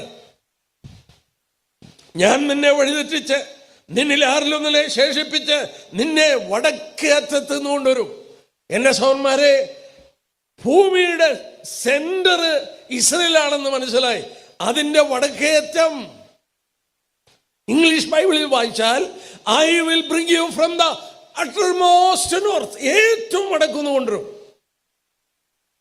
ഇസ്രയേലിന്റെ വടക്ക് രാജ്യങ്ങളുണ്ട്. ലെബനോന്, സിറിയ മുതലായ രാജ്യങ്ങൾ വടക്കാണ്. എന്നാൽ ഇവിടെ രേഖപ്പെടുത്തിയിട്ടുണ്ട് ഏറ്റവും വടക്കേയറ്റം. ഇസ്രയേലിന്റെ ഏറ്റവും വടക്ക് കിടക്കുന്ന സ്ഥലം റഷ്യയാണ്. റഷ്യക്കപ്പുറത്ത് രാജ്യമില്ല. റഷ്യ ആക്രമിക്കും. പക്ഷെ ഇവിടെ കണ്ടോ, നിന്നോടുകൂടെ പല രാജ്യങ്ങൾ വരും. നിന്നോടുകൂടെ പല രാജ്യങ്ങൾ വരും. ഇവിടെ 15-ാം വാക്യം മഹാസൈന്യം. പിന്നെ വായിച്ചു 16, ഒരു മേഘം പോലെ എയർഫോഴ്സ്. ദാനിയേൽ 11:40 ഒരുപാട് കപ്പലുകളോടെ വലിയ നേവൽ ഫോഴ്സ്, വലിയ എയർഫോഴ്സ്, വലിയ ആർമി. ഇത് മൂന്നും ഇവിടെ പറഞ്ഞിട്ടുണ്ട്. ഇസ്രയേലിനെ ആക്രമിക്കാൻ വരുന്നത് അങ്ങനെയാണ്. പക്ഷേ ഇത് റഷ്യയാണെന്നുള്ളതിന് യാതൊരു തർക്കവുമില്ല, ഒന്നും തർക്കമില്ല. കാരണം അതിക്ക് മാത്രം നോക്കിയാൽ മതി. പിന്നെ ഇവിടെ പറഞ്ഞ പേരുകളൊക്കെ നമ്മളെ അത് മനസ്സിലാക്കി തരുന്നുണ്ട്. എന്നാൽ ഇവിടെ എനിക്ക് എടുക്കാനായിട്ടുള്ള പ്രേരണ തോന്നിയ വസ്തുത നോക്കുക. റഷ്യയോട് കൂടെ ഒരു കൂട്ടം രാജ്യങ്ങൾ ആക്രമിക്കാൻ വരുമ്പോൾ ദൈവം അവരോട് പറഞ്ഞു, നീ അവർക്ക് ലീഡറായിരിക്കണം. നോക്കിയാൽ അതിൻ്റെ 38-ാം അധ്യായത്തിൻ്റെ 7-ാം വാക്യം, നിന്റെ അടുക്കൽ കൂടിയിരിക്കുന്ന നിന്റെ സമൂഹത്തെ ഒരുക്കൊള്ളുക, നീ അവർക്ക് മേധാവിയായിരിക്കുക. ഇംഗ്ലീഷ് ബൈബിളിൽ വായിച്ചാൽ യു ബി ദ ലീഡർ, നീ വേണം ലീഡറായിരിക്കാൻ. ഈ രാജ്യങ്ങളെ എൻ്റെ ജനമായ ഇസ്രയേലിനോട് യുദ്ധത്തിന് കൊണ്ടുവരേണ്ടത് നീ ആയിരിക്കണം. മറ്റു വിധത്തിൽ പറഞ്ഞാൽ റഷ്യയുടെ നേതൃത്വത്തിൽ ഈ രാജ്യങ്ങൾ അവസാന യുദ്ധത്തിന് വരും. ഏതൊക്കെ രാജ്യങ്ങളാണ് വരുന്നത്? ഇനി നമ്മൾ ആ വിഷയത്തിലേക്കാണ് പോകുന്നത്. ഇവിടെയാണ് എന്നെയും നിങ്ങളെയും അത്ഭുതപ്പെടുത്തേണ്ട കാര്യം. ഞാനും നിങ്ങളും വന്നെത്തിയ കാലഘട്ടം ലോക അന്ത്യത്തിൻ്റെ മണിമുഴക്കം കേൾക്കുന്ന കാലഘട്ടം. എൻ്റെ സഹോദരി സഹോദരന്മാരെ, ഇനിയും സമയമില്ല. ദൈവസഭ മാറ്റപ്പെട്ട് കഴിഞ്ഞാൽ നടക്കേണ്ട യുദ്ധമാണ് ഇവിടെ രേഖപ്പെടുത്തിയത്. ഇതിനു വേണ്ടി 2600 വർഷം മുമ്പ് പറഞ്ഞ രാഷ്ട്രീയ കൂട്ടുകെട്ടുകൾ ഒന്നായി മാറി. നോക്കിയാട്ടെ, ആരൊക്കെയാണ് റഷ്യയോട് കൂടെ വരുന്നത്? നിങ്ങളെ അത്ഭുതപ്പെടുത്തും. അതിൻ്റെ 5-ാം വാക്യം നോക്കിയേ. അവരോടുകൂടെ ഒട്ടൊഴിയാതെ പരിചയം തലക്കോരിയും ധരിച്ച പാർസികൾ. ആരാണ് ഈ പാർസികൾ? ആരാണ് പാർസികൾ? പേർഷ്യ. ആരാണ് ഈ പേർഷ്യ? ഇറാൻ. ഇന്ന് വാർത്താ മാധ്യമങ്ങളിൽ നിറഞ്ഞു നിൽക്കുന്നു ഇറാൻ. ഇറാൻ ഡൊണാൾഡ് ട്രംപ് പറഞ്ഞു, അങ്ങനെ ഒരു സംസ്കാരം ഇല്ലാതാക്കും. ഒന്നും നടക്കുകയില്ല. കാരണം ഇവിടെ പറഞ്ഞ ഈ പ്രവചനം നിവർത്തിക്കാൻ റഷ്യയോടുകൂടെ ആദ്യം വരുന്ന രാജ്യം ഇസ്രയേലിനെ ആക്രമിക്കാൻ വരുന്നത് പേർഷ്യൻസ് ആണ്, ഇറാനികളാണ്. ഏതാനും മിനിറ്റുകൾ ഞാൻ ഇറാനെ കുറിച്ചൊന്ന് പറഞ്ഞോട്ടെ. മറ്റു ഭാഗങ്ങൾ എടുക്കേണ്ടിയുണ്ട്. ഞാൻ ഓടിച്ച് ആ ഭാഗം പറയാം. ഇറാന് നമ്മൾ ഓർക്കണം, ഇറാൻ ഈ രാജ്യങ്ങൾ, ഇറാന് ഇസ്രയേലിൻ്റെയും പാശ്ചാത്യ രാജ്യങ്ങളുടെയും പക്ഷത്ത് നിന്ന ഒരു രാജ്യമാണ്. അവിടെ ഭരിച്ചിരുന്ന വ്യക്തി നമുക്കറിയാം, അവിടുത്തെ ഷാ. അദ്ദേഹം പാശ്ചാത്യ രാജ്യങ്ങളോടും ഇസ്രയേലിനോടും വളരെ സ്നേഹസമ്പന്നരായിരുന്നു. എന്നാൽ ഈ പ്രവചനം നിവർത്തിക്കപ്പെടണമെങ്കിൽ റഷ്യയുടെ ചായ്വിലോട്ട് പോകണം. എന്തോ സംഭവിച്ചെന്നറിയാമോ? ഞാൻ പറയുന്നത് നിങ്ങൾ ചരിത്രമെടുത്ത് നോക്കുക. നിങ്ങളെ ഞാൻ വെല്ലുവിളിക്കുകയാണ്. എൻ്റെ സഹോദരന്മാരെ, ഈ പ്രവചനം നിവർത്തിക്കപ്പെടാൻ 1979 ഒരു സംഭവം ഉണ്ടായി. ഷാ നാടുകടത്തപ്പെട്ടു. ഇറാനിൽ ഒരു മതവിപ്ലവം ഉണ്ടായി. ആയത്തുള്ള ഖൊമേനി ഭരണമേറ്റെടുത്തു. 79 ആയത്തുള്ള ഖൊമേനി ഭരണമേറ്റെടുത്ത ശേഷം അദ്ദേഹം പ്രഖ്യാപിച്ചത്, ഞാൻ കുറിച്ചെടുത്തു, ഇസ്രയേലിനെ തുടച്ചു കളയേണ്ടത് മതപരവും ധാർമ്മികവുമായ കടപ്പാടാണ്. നമ്മുടെ it is A moral duty of us to eliminate Israel. ഇസ്രയേലിനെ തുടച്ചു കളയണം. ആയത്തുള്ള ഖൊമേനി അതിനുവേണ്ടി അവർ എന്ത് ചെയ്തു? ലോകത്തിലെ 4ാമത്തെ സൈനിക ശക്തിയാണ് ഇറാൻ. ഒപെക് നേഷൻസിൽ 2ാമത്തെ എണ്ണ ഉൽപ്പാദിപ്പിക്കുന്ന രാജ്യമാണ്. അവർക്ക് പണമുണ്ട്. അവരെന്ത് ചെയ്തു? ഇസ്രയേലിന്റെ വടക്ക് കിടക്കുന്നു ലെബനോൻ, അവിടെ ഹെസ്ബുള്ള എന്ന് പറയുന്ന തീവ്രവാദികളെ വാർത്തെടുത്തു. ഹെസ്ബുള്ള ഇസ്രയേലിന്റെ തെക്ക് കിടക്കുന്ന യമനിൽ ഹൂത്തികളെ വാർത്തെടുത്തു. ഗാസയിലെ ഹാമാസിനെ വാർത്തെടുത്തു. ഇസ്രയേലിന് ചുറ്റും കിടക്കുന്ന രാജ്യങ്ങളിൽ തീവ്രവാദികളെ വാർത്തെടുത്തത് ആരാണ്? ഇറാനാണ്. ഒറ്റ ലക്ഷ്യം. എന്തിനാണ് ആറ്റം ബോംബ് അവർ ഉണ്ടാക്കുന്നത്? അവർ പരസ്യമായി പ്രസ്താവിച്ചു, യഹൂദനെ ഇല്ലാതാക്കാനാണ്. എന്തിനാണ് ഇസ്രയേൽ യുദ്ധത്തിന് പോയത്? ടെഹ്റാൻ എന്ന് പറയുന്നത് അവരുടെ തലസ്ഥാനമാണ്. ടെഹ്റാനിൽ പലസ്തീൻ സ്ക്വയർ എന്ന് പറയുന്ന ഒരു സ്ഥലമുണ്ട്. അവിടെ ഒരു ക്ലോക്കുണ്ട്, പരസ്യമായി അവിടെ വെച്ചിരിക്കുകയാണ്.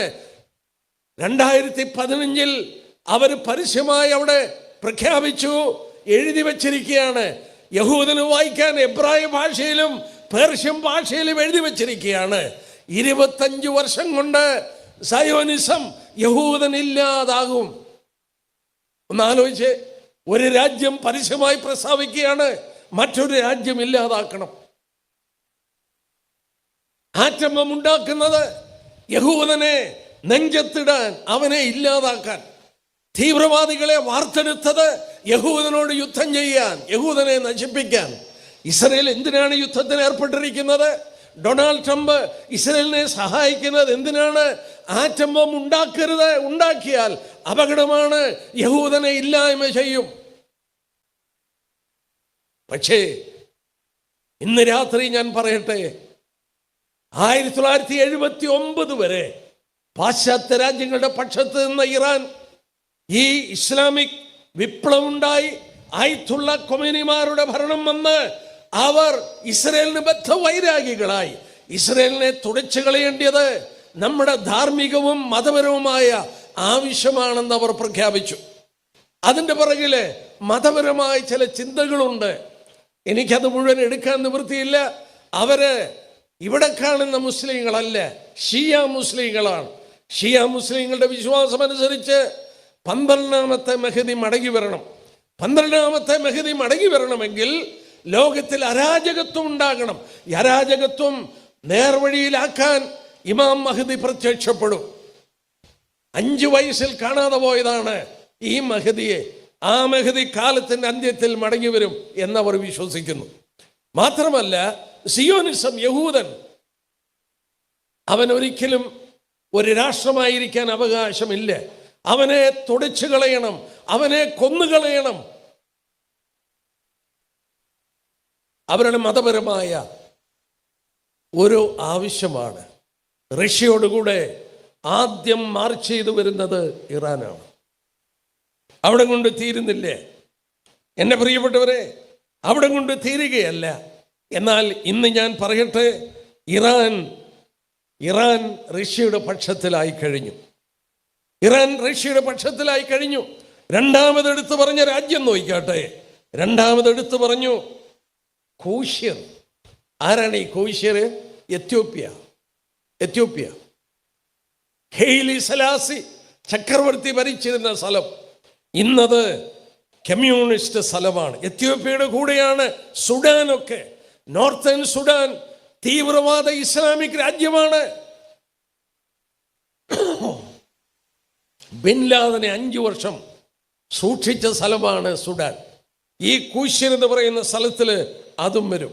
മൂന്നാമത് പറഞ്ഞു പൂത്യര്. ആരാണ് ഈ പൂത്യര്? ലിബിയയും അതുപോലെ അൾജീരിയയും ടുണീഷ്യയും. നിങ്ങൾക്കറിയാം, കേണൽ ഗദാഫി ഭരിച്ചിരുന്നു. ഇന്ന് തീവ്രവാദ ഇസ്ലാം ഭരിക്കുന്ന സ്ഥലമാണ്. അവസാനം പറഞ്ഞു ഗോമർ. ആരാണ് ഈ ഗോമർ? നമ്മുടെ ബൈബിളിൽ വായിക്കുന്ന ഗലാത്യർ എന്ന് പറയുന്ന സ്ഥലമാണ് ഗോമർ എന്ന് പറയുന്നത്. എവിടെയാണത്? ടർക്കിയിലാണ്. ടർക്കി ഇന്ന് യൂറോപ്യൻ യൂണിയനിലുണ്ട്. പക്ഷേ നിങ്ങൾ നോക്കിക്കോ, ചിലപ്പോൾ ഇപ്പോഴത്തെ യുദ്ധം കഴിയുമ്പോൾ നാറ്റോയിൽ നിന്നവർ പുറത്തു വന്ന് അവര് ഇസ്രയേലിന് നോക്കണം. AKP എന്ന് പറയുന്ന പാർട്ടിയാണ്, ഇസ്ലാം പാർട്ടിയാണ് ടർക്കി ഭരിക്കുന്നത്. ഞാനൊരു കാര്യം ഓർപ്പിച്ചോട്ടെ, ഈ പറഞ്ഞ രാജ്യങ്ങളെല്ലാം തീവ്രവാദ ഇസ്ലാം രാജ്യങ്ങളാണ്. സാധാരണ ഇസ്ലാം രാജ്യമല്ല, തീവ്രവാദത്തിന് കൊടുത്ത ഇസ്ലാമിക് രാജ്യങ്ങൾ. രണ്ടാമതൊരു കാര്യം ഓർക്കുക, ഈ രാജ്യങ്ങളെല്ലാം റഷ്യയുടെ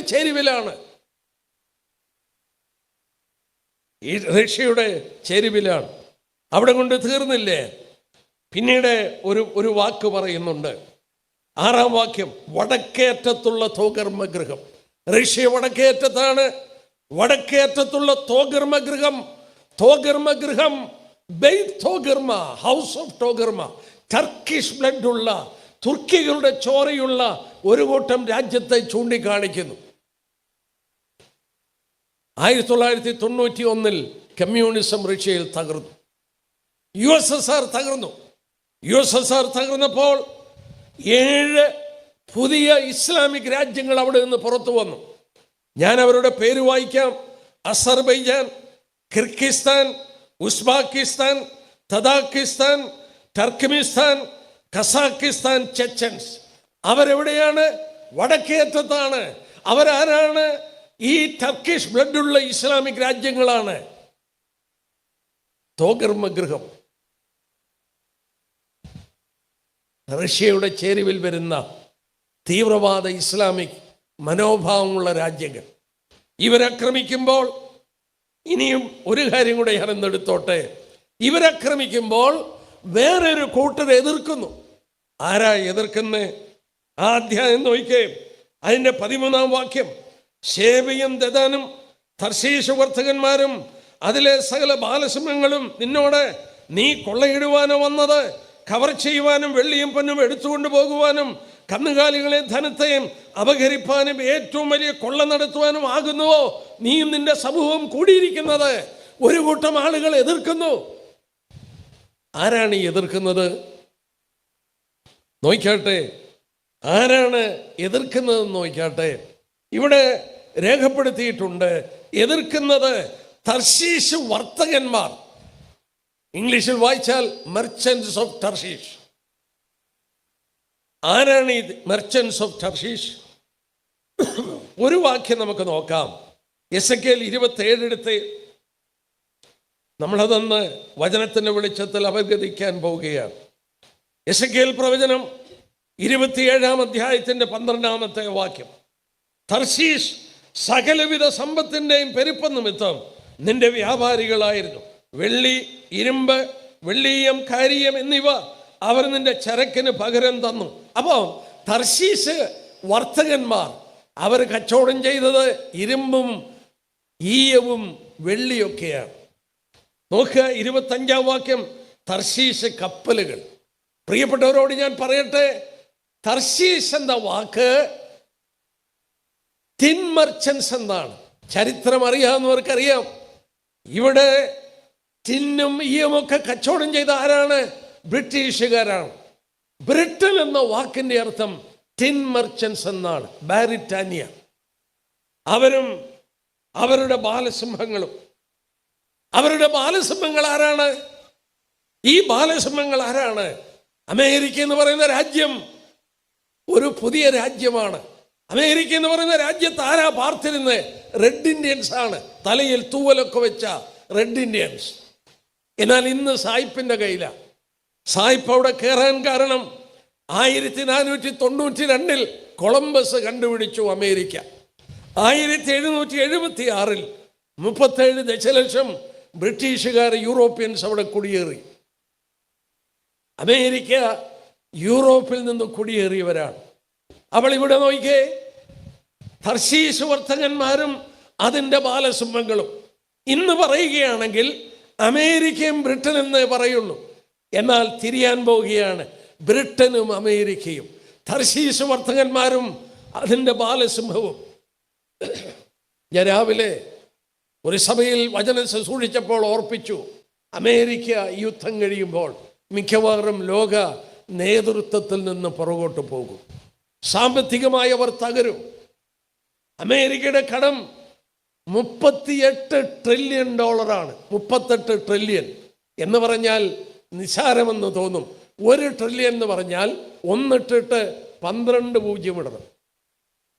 1 ലക്ഷം കോടിയാണ് 1 ട്രില്യൺ. 1 ലക്ഷം കോടി 1 ട്രില്യൺ. അങ്ങനെ $38 ട്രില്യൺ കടമാണ്. 48 ദിവസം കൂടുമ്പോൾ അമേരിക്കയിൽ വേറെ 1 ട്രില്യനൂടെ കൂടുന്നു. എല്ലാ 48 ദിവസം കഴിയുമ്പോൾ ഓരോ ട്രില്യൺ കടം കൂടുകയാണ്. അങ്ങനെ കടം കൂടിയാൽ ഏത് രാജ്യം നിലനിൽക്കും? ഈ യുദ്ധം അമേരിക്ക വരുത്തി വെച്ച യുദ്ധമാണ്. ഭയങ്കര പണച്ചെലവാണ്. പ്രിയപ്പെട്ടവരോട് പറയട്ടെ, ബ്രിട്ടീഷ് സാമ്രാജ്യം ഒരു സാധാരണ രാജ്യമായതുപോലെ അമേരിക്ക ഒരു സാധാരണ രാജ്യമായി ലോക നേതൃത്വത്തിൽ നിന്ന് പുറകോട്ട് പോകും.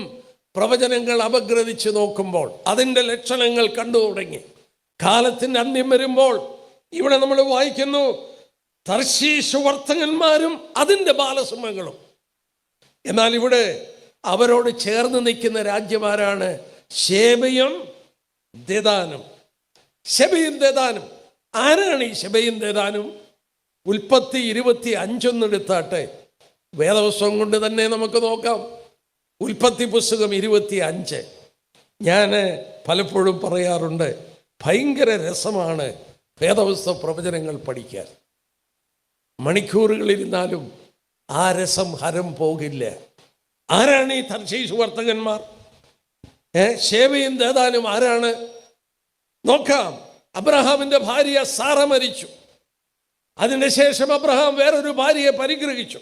അവളുടെ പേരാണ് കെത്തൂറ. അവൾ 6 ആൺമക്കളെ പ്രസവിച്ചു. ഉൽപ്പത്തി 25. അവൾക്ക് അബ്രഹാം വേറൊരു ഭാര്യയെ പരിഗ്രഹിച്ചു. അവൾക്ക് കെത്തൂറ എന്ന് പേർ.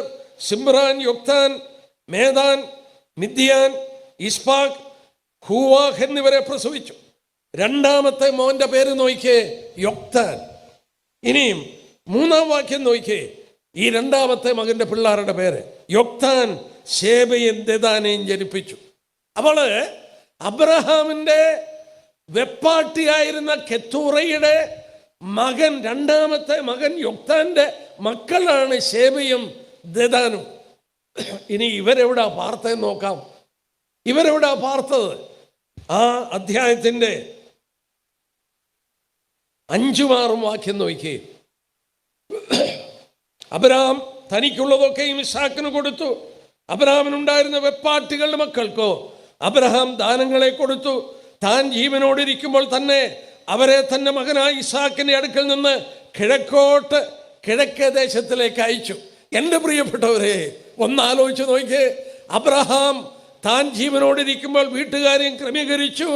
അബ്രഹാം ഇസ്ഹാക്കിന് വാഗ്ദത്ത നാട് കൊടുത്തു. തൻ്റെ വെപ്പാട്ടികളുടെ മക്കൾ ഹാഗർ, കെത്തൂറ, അവരുടെ മക്കൾ, അവർക്ക് സ്ഥലം കൊടുത്തത് എവിടെയാണ്? കിഴക്ക്. നിങ്ങള് ബൈബിളിന്റെ പിറകിലുള്ള ഭൂപടം എടുത്തു നോക്കിയേ. ഇസ്രയേലിന്റെ കിഴക്ക് കിടക്കുന്ന സ്ഥലം ഏതാണ്? അറേബ്യൻ പെനിസുല, അറേബ്യൻ മരുഭൂമി. ഈ അബ്രഹാം തൻ്റെ വെപ്പാട്ടികളുടെ മക്കളെ അയച്ചത് അറേബ്യൻ മരുഭൂമിയിലോട്ടാണ്. അവരുടെ പിള്ളേർ എവിടെയാണ്? ഈ അറേബ്യൻ മരുഭൂമിയിൽ താഴോട്ട് അവർ ജീവിക്കുന്നു. Saudi Arabia, Oman, Yemen, UAE, Qatar, Bahrain, ഇതൊക്കെ ആരുടെ മക്കളാണ്? അബ്രഹാമിന് വെപ്പാട്ടികളിൽ ഉണ്ടായ മക്കളുടെ മക്കളാണ്. അവരിന്ന് ആ പ്രദേശത്ത് പാർക്കുന്നു. അവരാരാണ്? അവരാണ് സുന്നി മുസ്ലിങ്ങൾ. അവർ മിതവാദികളാണ്, തീവ്രവാദികളല്ല, മിതവാദികളാണ്. അവര് ആരോടാണ് ചേർന്നിരിക്കുന്നത്? ശേബയും ദെദാനോടും, ബ്രിട്ടീഷുകാരോടും അമേരിക്കൻസിനോടും. നിങ്ങൾക്കറിയാം, അവിടെ എണ്ണ കണ്ടുപിടിച്ചത് ആരാണ്? ഈ ബ്രിട്ടീഷുകാരും അമേരിക്കക്കാരുമാണ്. അവർക്ക് പ്രൊട്ടക്ഷൻ കൊടുക്കുന്ന ആരാണ്? ഈ ബ്രിട്ടീഷുകാരും അമേരിക്കക്കാരുമാണ്. ഇപ്പൊ യുദ്ധം നടന്നപ്പോൾ നമ്മൾ കണ്ടു, ബഹ്റിനിലും സൗദിയിലും ഖത്തറിലും ഒക്കെ ഇറാൻ മിസൈൽ അയച്ചതിന്റെ കാരണം അവിടെയെല്ലാം അമേരിക്കയുടെ ബേസ് ഉണ്ട്, അവരുടെ പടയാളികൾ ഉള്ളത് കൊണ്ടാണ്. ബൈബിള് കണ്ടോ? എന്നാൽ ഒരു കാര്യം കൂടെ ഞാൻ പറയട്ടെ. ഈ അറേബ്യൻ രാജ്യങ്ങൾ പ്രാരംഭത്തിൽ നടന്ന യുദ്ധങ്ങളിൽ ഇസ്രയേലിന് വിരോധമായി വന്നു. എന്നാൽ ഇപ്പോൾ അവർ മിണ്ടുന്നില്ല. ശ്രദ്ധിച്ചോ? ഇപ്പോൾ അവർ മിണ്ടുന്നില്ല. കാരണം എന്നാ? 2020 ഒരു സംഭവം നടന്നു. നിങ്ങളിൽ ചിലരെങ്കിലും ഓർക്കുന്നുണ്ട്. അബ്രഹാം അക്കോർഡ് എന്ന് പറഞ്ഞ്, അബ്രഹാം ഉടമ്പടി എന്ന് പറഞ്ഞ്, ഞങ്ങളൊക്കെ അബ്രഹാമിന്റെ മക്കളാണ്, അബ്രഹാം ഉടമ്പടി എന്ന് പറഞ്ഞ് ഈ അറേബ്യൻ രാജ്യങ്ങൾ, ബഹ്റിനും സൗദിയും, ഇവരൊക്കെ ഇസ്രയേലിനോട് സമാധാനത്തിന് കടന്നു വന്നു. സഹോദരന്മാരെ, ഈ വേദപുസ്തക പ്രവചനം ഒന്ന് ചിന്തിച്ച് നോക്കിയേ. റഷ്യയുടെ കൂടെ നമ്മൾ ഓർക്കണം, ഇത് 2600 വർഷം മുമ്പ് പറഞ്ഞതാണ്. റഷ്യയോടുകൂടെ നീ അവർക്ക് മേധാവിയായിക്കൊള്ളുക. തീവ്രവാദ ഇസ്ലാമിക് രാജ്യങ്ങൾ, ഇറാനും ലിബിയയും ഇതുപോലുള്ള രാജ്യങ്ങൾ എല്ലാം ചേർന്ന് ഇസ്രയേലിനെ ആക്രമിക്കുമ്പോൾ അതിനോട് എതിർക്കുന്ന ഒരു കൂട്ടരുണ്ട്. അത് മിതവാദികളായ അറേബ്യൻ രാജ്യങ്ങൾ, അമേരിക്കയോടും ഇസ്രയേലിനോടും ചേർന്ന് നിൽക്കുന്ന രാജ്യങ്ങൾ. എന്ത് പറയാനാ? ഈ ബൈബിളിലെ പ്രവചനങ്ങൾ എത്ര സത്യം! എന്നാൽ വളരെ ഗൗരവമായി ഇന്ന് രാത്രി ഞാൻ ഓർപ്പിക്കട്ടെ, ഞാനും നിങ്ങൾ ജീവിക്കുന്ന ഇന്ന് എസെക്കിയേൽ 38 എടുത്താട്ടെ. ഞാനും നിങ്ങൾ ജീവിക്കുന്ന ഇന്ന് ഈ പ്രവചനം നിവർത്തിക്കപ്പെടുവാൻ, എൻ്റെ സഹോദരന്മാരെ, എൻ്റെ സഹോദരിമാരെ, എന്നെ കേൾക്കുന്ന പ്രിയപ്പെട്ടവരെ, 2600 വർഷം മുമ്പ് രേഖപ്പെടുത്തി വച്ചു. ഇൻ ദ ലേറ്റർ ഡേയ്സ്, അന്ത്യകാലത്തിൽ ഇത് നടക്കും. ഈ രാഷ്ട്രീയ ചേരികൾ ആയിക്കഴിഞ്ഞു. ആർക്ക് പറയാൻ കഴിയും? ജീവിതത്തിൽ ലോകരാജ്യങ്ങൾ ഇങ്ങനെ ചേരിതിരിയുമെന്ന് ആർക്ക് പറയാൻ കഴിയും? 2600 വർഷം മുമ്പ് നാം വിശ്വസിക്കുന്ന ദൈവം, ജീവനുള്ള ദൈവം, നമുക്ക് വേണ്ടി വെളിപ്പെടുത്തി തന്നിരിക്കുകയാണ്. എന്തിനാ നമുക്ക് വെളിപ്പെടുത്തിയത്? നാം ഇവിടെ ഇല്ലല്ലോ. കാര്യങ്ങളെ വിലയിരുത്തി നമ്മുടെ കർത്താവ് വരാറായി എന്നുള്ളത് ഗ്രഹിക്കാൻ വേണ്ടി നമുക്ക് ഭാഗ്യം തരികയാണ്. ഇസ്രയേലിനെ ഇവർ ആക്രമിക്കും. ഇനിയത്തെ യുദ്ധത്തിൽ റഷ്യയുടെ നേതൃത്വത്തിൽ ഇറാനും, ഞാൻ ഓർപ്പിച്ച പോലെ എത്യോപ്യ, സുഡാൻ, ലിബിയ, അതുപോലെ ടർക്കി മുതലായ രാജ്യങ്ങൾ, തീവ്രവാദ ഇസ്ലാമിക് രാജ്യങ്ങൾ, അസർബൈജാൻ, ടർക്കിമിസ്ഥാൻ, ഉസ്ബെക്കിസ്ഥാൻ മുതലായതെല്ലാം ഇസ്ലാമിക് രാജ്യമാണ്. ആ രാജ്യങ്ങളെല്ലാം കൂടെ ചേർന്ന് ഇസ്രയേലിനെ ആക്രമിക്കും. റഷ്യയുടെ കൂടെ ആദ്യം വരുന്നത് ഇറാനായിരിക്കും. അവരാക്രമിക്കുമ്പോൾ അതിനോട് എതിർക്കുന്നത് നമ്മൾ കണ്ടതുപോലെ ബ്രിട്ടീഷുകാരും അതിൻ്റെ പുറകിൽ അമേരിക്കക്കാരും, ഈ അറേബ്യൻ രാജ്യത്ത് പാർക്കുന്ന ഇന്ന് കാണുന്ന സൗദി, ഒമാൻ, UAE, ഖത്തർ മുതലായ രാജ്യങ്ങൾ അവരോട് ചേർന്ന് നീ കൊള്ളയിടുവാനാണോ വന്നതെന്ന് പറഞ്ഞ് എതിർക്കും. വലിയ സൈന്യവുമായിട്ടാണ് വരുന്നത്. റഷ്യ ആയിരിക്കും അവരുടെ നേതാവ്. 2 അധ്യായങ്ങൾ ദൈവം അതിനു വേണ്ടി മാറ്റിവെച്ചു. 2 അധ്യായങ്ങൾ.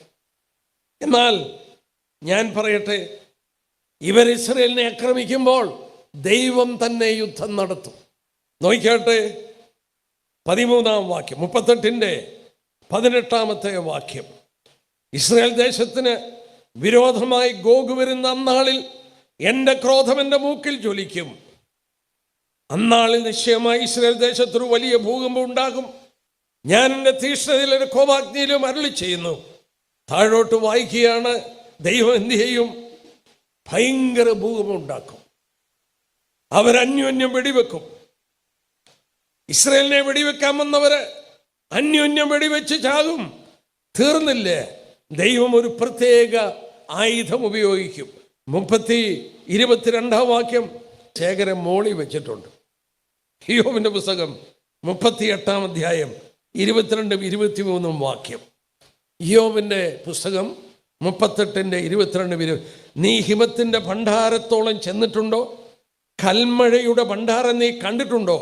ഞാൻ അവയെ കഷ്ടകാലത്തേക്കും പേരും പടയുമുള്ള നാളിലേക്ക് സംഗ്രഹിച്ചിരിക്കുന്നു. സ്വർഗത്തിലെ ദൈവം പറയുകയാണ്, സ്വർഗത്തിൽ ദൈവം കല്ലിൻ്റെ ഒരു കൂട്ടം വെച്ചിട്ടുണ്ട്. ഇവിടെയൊക്കെ പിള്ളേർ കല്ല് കൂട്ടി വെച്ച ചെറിയത്തില്ലയോ? അതുപോലെ ദൈവം സ്വർഗത്തിൽ കൽക്കൂന വെച്ചിട്ടുണ്ട്. ആ കൽക്കൂന എന്തിനാണെന്നാ പറഞ്ഞത്? കഷ്ടകാലം. യാക്കോബിന് കഷ്ടകാലം. കഴിഞ്ഞ രാത്രി നമ്മൾ വായിച്ചു യോബിന്റെ പുസ്തകം, യെരമ്യാ 30-7. യാക്കോബിന് കഷ്ടകാലം. ആ കഷ്ടകാലത്തേക്ക് ഇത് സൂക്ഷിച്ചിരിക്കുകയാണ്. ഈ റഷ്യയോടുകൂടെ ഈ സൈന്യങ്ങൾ വരുമ്പോൾ സ്വർഗത്തിലെ കിളിവാതിലുകൾ തുറന്ന് ദൈവം ഈ കൽമഴ, ആലിപ്പഴം പുറത്തു നിന്ന് മുകളിൽ നിന്ന് പെയ്യിക്കും. ഞാൻ ചോദിച്ചോട്ടെ, ഏതായുധമാണ് ഉപയോഗിക്കുന്നത് ഇതിനെതിരെ? ഏതായുധമാ, ഏത് മിസൈലാ, ഏത് തോക്കാ ഉപയോഗിക്കുന്നത്? അവര് ഇവിടെ ചത്തടിയും, റഷ്യ ചത്തടിയും. നമ്മൾ നോക്കിക്കാട്ടെ, അതിൻ്റെ 39-ാം അധ്യായം നോക്കിക്കാട്ടെ, അതിൻ്റെ 3-ാം വാക്യം. നിന്റെ ഇടം കയ്യിൽ നിന്ന് ഞാൻ നിന്റെ വില്ല് തെറിപ്പിച്ച് വലം കയ്യിൽ നിന്ന് നിന്റെ അമ്പ് വീഴിക്കും. നീ നിന്റെ എല്ലാ പടക്കൂട്ടുകളും നിന്നോടുകൂടെ ജാതികളും ഇസ്രായേൽ പർവ്വതങ്ങളിൽ വീഴും. ഞാനല്ലോ അത് കൽപ്പിച്ചത്. റഷ്യയും പടയാളികളും ഇസ്രായേലിന്റെ പർവ്വതങ്ങളിൽ വീഴും, നശിക്കും. അവരെ അടക്കം ചെയ്യാൻ എത്ര നാളെടുക്കുമെന്നറിയാമോ? 12-ാം വാക്യം നോക്കി. ഇസ്രായേൽ ഗൃഹം അവരെ അടക്കം ചെയ്ത് തീർന്ന ദേശത്തെ വെടിപ്പാക്കാൻ 7 മാസം വരും. 7 മാസം എടുക്കും ഇവരുടെ ശവങ്ങൾ എടുത്ത് കുഴിച്ചിടാൻ. താഴോട്ട് വായിക്കുമ്പോൾ ഒരു കാര്യം ഞാനൊന്ന് ഓർപ്പിച്ചോട്ടെ. 13-ഉം 14-ഉം ദേശത്തിൽ ജനമെല്ലാം കൂടി അവരെ അടക്കം ചെയ്ത് ഞാൻ എന്നെ തന്നെ മൗത്തീകരിക്കുന്ന നാളിൽ അത് അവർക്ക് കീർത്തിയായിരിക്കുമെന്ന് യഹോവയുടെ കർത്താവ് അരുളി ചെയ്യുന്നു. ദേശമെല്ലാം വെടിപ്പാക്കേണ്ടതിന് അതിൽ ശേഷിച്ച ശവങ്ങളെ അടക്കുവാൻ ദേശത്തിൽ ചുറ്റി സഞ്ചരിക്കുന്ന നിത്യവൃത്തിക്കാരെ നിയമിക്കും. 7 മാസം കഴിഞ്ഞ ശേഷം അവർ പരിശോധന കഴിക്കും. ദേശത്ത് ചുറ്റി സഞ്ചരിക്കുമ്പോൾ അവരിൽ ഒരു മനുഷ്യാസ്ഥി കണ്ടാൽ അതിനരികിൽ ഒരു അടയാളം വെക്കും. അടക്കം ചെയ്യുന്നവർ അത് ഹാമോദ് ഗോഗ് താഴ്വരയിൽ കൊണ്ടുപോയി അടക്കം ചെയ്യും. എന്താ ഈ പറയുന്നത്? ദേശത്ത് ചുറ്റി സഞ്ചരിക്കുന്നവർ മുനിസിപ്പാലിറ്റിക്കാർ ഒരു ശവം കിടക്കുന്ന കണ്ടു, എടുത്ത് കുഴിച്ചിടത്തില്ല, അവിടെ ഒരു അടയാളം വെക്കും. ഇത് എടുത്ത് കുഴിച്ചിടാൻ പ്രത്യേക ട്രെയിൻഡ് ആയിട്ടുള്ളവർ ഒന്നാ ശവം എടുത്ത് കുഴിച്ചിടും. കാരണം എന്നാ? ഞാൻ വിശ്വസിക്കുന്നു, ഗോൾഡ മേയർ ഓർഡർ കൊടുത്തു ആറ്റം ബോംബ് എടുക്കാൻ. 13 ആറ്റം ബോംബ് എടുത്തതാണ്. അന്ന് മധ്യപൂർവ്വദേശം 13 ആറ്റം ബോംബ് എടുത്തതാണ്. അന്ന് മധ്യപൂർവ്വദേശം ആറ്റം ബോംബ് പൊട്ടിയനെ. എന്നാൽ സ്ത്രീകളെയും കുഞ്ഞുങ്ങളെയും എല്ലാം കൊന്നുകളയും. അതുകൊണ്ടവർ പരാജയപ്പെടാൻ സമ്മതിക്കില്ലേ. അവരുടെ കയ്യിൽ ആറ്റം ബോംബുണ്ട്. അവസാന യുദ്ധത്തിൽ ആറ്റം ബോംബ് ഉപയോഗിക്കും. നോക്കിയാട്ടെ, സക്കറിയാവ് 14 അതിൻ്റെ 12-ാം വാക്യം. യെരൂശലേമിനോട് യുദ്ധം ചെയ്യുവാൻ സകല ജാതികളെയും യഹോവ ശിക്ഷിക്കുന്ന ശിക്ഷയാവത്. അവർ നിവർന്നു നിൽക്കുമ്പോൾ തന്നെ അവരുടെ മാസം ചീഞ്ഞഴുകി പോകും. അവരുടെ കണ്ണ് തടത്തിൽ തന്നെ ചീഞ്ഞഴുകി പോകും. അവരുടെ നാവ് വായിൽ തന്നെ ചീഞ്ഞഴുകി പോകും. അന്നാളിൽ യഹോവയാൽ ഒരു മഹാഭാവം അവരുടെ ഇടയിൽ ഉണ്ടാകും. എന്താ ഈ പറയുന്നേ? ഈ പറയുന്നൊന്ന് ശ്രദ്ധിച്ചേ. യെരൂശലേമിനോട് യുദ്ധം ചെയ്യുമ്പോൾ നിവർന്നു നിൽക്കുമ്പോൾ മാംസം ചീഞ്ഞഴുകി പോകും. നമുക്കറിയാം, മാംസം ചീഞ്ഞഴുകണമെങ്കിൽ ശവം നിലത്ത് വീഴണം, അടക്കണം, മണ്ണിനോട് ചേരണം, അങ്ങനെ ചീഞ്ഞഴുകും. പക്ഷെ ഇവിടെ പറയുന്നു നിവർന്നു നിൽക്കുമ്പോൾ ചീഞ്ഞഴുകിപ്പോവും. എന്താണെന്ന് ലോകം അറിഞ്ഞില്ലേ? 2-ാം ലോകയുദ്ധം. ഹിരോഷിമയിലും നാഗസാക്കിയിലും ആറ്റം ബോംബ് പൊട്ടി. ഹിരോഷിമയിൽ ആറ്റം ബോംബ് ആദ്യം പൊട്ടിയപ്പോൾ 60 മൈൽ ദൂരെ ഒരു വെള്ളക്കാരനുണ്ട്.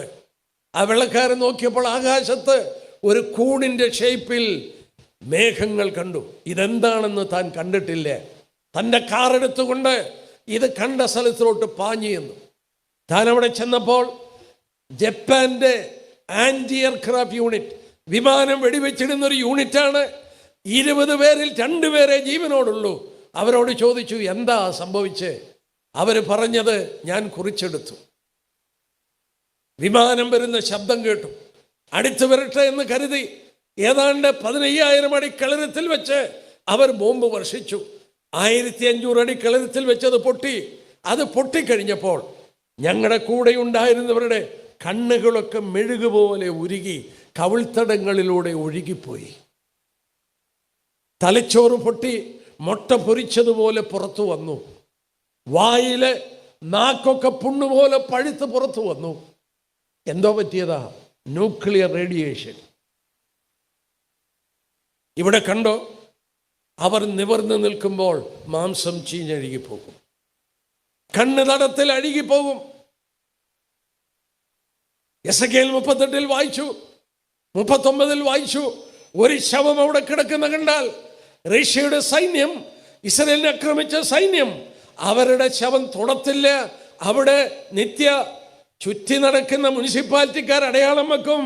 അവരെ പ്രത്യേകം എടുത്ത് ന്യൂക്ലിയർ കണ്ടാമിനേഷൻ ഉള്ളത് കൊണ്ട് അവരെ പ്രത്യേകം അടക്കം ചെയ്യും. ഇസ്രായേൽ മടങ്ങി വന്നു കഴിഞ്ഞു. ഇസ്രായേൽ ഒരു ന്യൂക്ലിയർ രാജ്യമായി കഴിഞ്ഞു. ഇസ്രായേലിനെ തുടച്ചു കളയുവാൻ തീവ്രവാദ ഇസ്ലാമിക് രാജ്യങ്ങൾ ഒഴുകിക്കഴിഞ്ഞു. ദൈവജനത്തിൽ 2600 വർഷം മുമ്പ് പറഞ്ഞ ആ കൂട്ടുകെട്ടുകൾ റഷ്യയോട് കൂടെ ആയിക്കഴിഞ്ഞു. അതിനെ എതിർക്കുന്ന മിതവാദികളായ അറബി രാജ്യങ്ങൾ 2020 അബ്രഹാം അക്കോർഡ് ഒപ്പുവെച്ച് ബ്രിട്ടീഷുകാരുടെയും അമേരിക്കക്കാരുടെയും പക്ഷത്തിലോട്ട് അവരായി കഴിഞ്ഞു. എൻ്റെ സഹോദരീശന്മാരെ, ഇനി എന്താ തടസ്സം? തടസ്സം ഇവിടെ ഇരിക്കുന്ന ചിലരായിരിക്കാം. എന്താ കാരണം? നമ്മൾ ആദ്യം വായിച്ചു, ജാതികളുടെ പൂർണ്ണസംഖ്യ ചേരുവോളം യെരുശലേമിനെ ചവിട്ടും. ജാതികളുടെ പൂർണ്ണസംഖ്യ എന്താണ്? രക്ഷിക്കപ്പെടുന്നവരുടെ സംഖ്യയാണ്.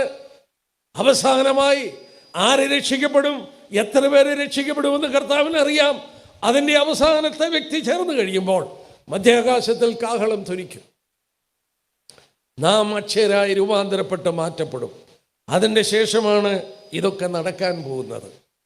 ഞാൻ വളരെ ഗൗരവമായി എൻ്റെ പ്രസംഗം കൺക്ലൂഡ് ചെയ്യുന്നതിന് മുമ്പ് പറയട്ടെ, ലോക സംഭവം ഒരു കാര്യം വ്യക്തമാക്കുന്നു: യേശുക്രിസ്തു എപ്പം വേണേലും വരാം, എപ്പം വേണേലും വരാം. ഈ പറഞ്ഞ യുദ്ധം മഹോപദ്രവ കാലഘട്ടത്തിൽ നടക്കേണ്ടതാണ്. അത് നടക്കുന്നതിന് മുമ്പ് എന്നെയും നിങ്ങളെ ചേർക്കാൻ അവൻ മധ്യാകാശത്തിൽ വരും. ഉൽപ്രാവണത്താൽ നമ്മൾ മാറ്റപ്പെടും. നമ്മളെവിടെ നിന്ന് പോകുവാൻ സമയം എത്ര ആഗതമായി. 2 പേര് ഒരു കിടക്കയിലായിരിക്കും. ഒരാളെ കൈക്കൊള്ളും, ഒരാളെ ഉപേക്ഷിക്കും. 2 പേര് തിരികലിൽ പൊടിച്ചുകൊണ്ടിരിക്കും. ഒരാളെ കൈക്കൊള്ളും, ഒരാളെ ഉപേക്ഷിക്കും.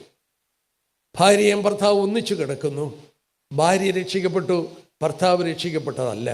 ഭാര്യയെ എടുക്കും, ഭർത്താവ് അവിടെ കിടക്കും. 2 പേര് ജോലി ചെയ്യുകയാണ്. ഒരാൾ രക്ഷിക്കപ്പെട്ടതാണ്, അരക്ഷിക്കപ്പെട്ട വ്യക്തി എടുക്കും, അല്ലാത്ത വ്യക്തി അവിടെ കിടക്കും. ഇന്ന് രാത്രി നിങ്ങളോട് ചോദിക്കട്ടെ, ആ കാഹളം ഇന്ന് രാത്രിയിൽ ധ്വനിച്ചാൽ നിങ്ങൾ എടുത്തുകൊള്ളപ്പെടുമോ, കൈവിടപ്പെടുമോ? ഈ 3 രാത്രികളിലൂടെ ഈ മീറ്റിംഗ് നടന്നത് ദൈവത്തിന് പറയാനുള്ള കാര്യം പറയുകയായിരുന്നു. നിങ്ങൾക്ക് തിരസ്കരിക്കാം, നിങ്ങൾക്ക് സ്വീകരിക്കാം. ദൈവം ആരെയും നിർബന്ധിക്കത്തില്ല. ഒരുത്തരൻ്റെ പിന്നാലെ വരുവാൻ ഇച്ഛിച്ചാൽ. ഇവനിമാൻ വില്ലത്ത്, മനുഷ്യനൊരു ഇച്ഛാശക്തി കൊടുത്തു.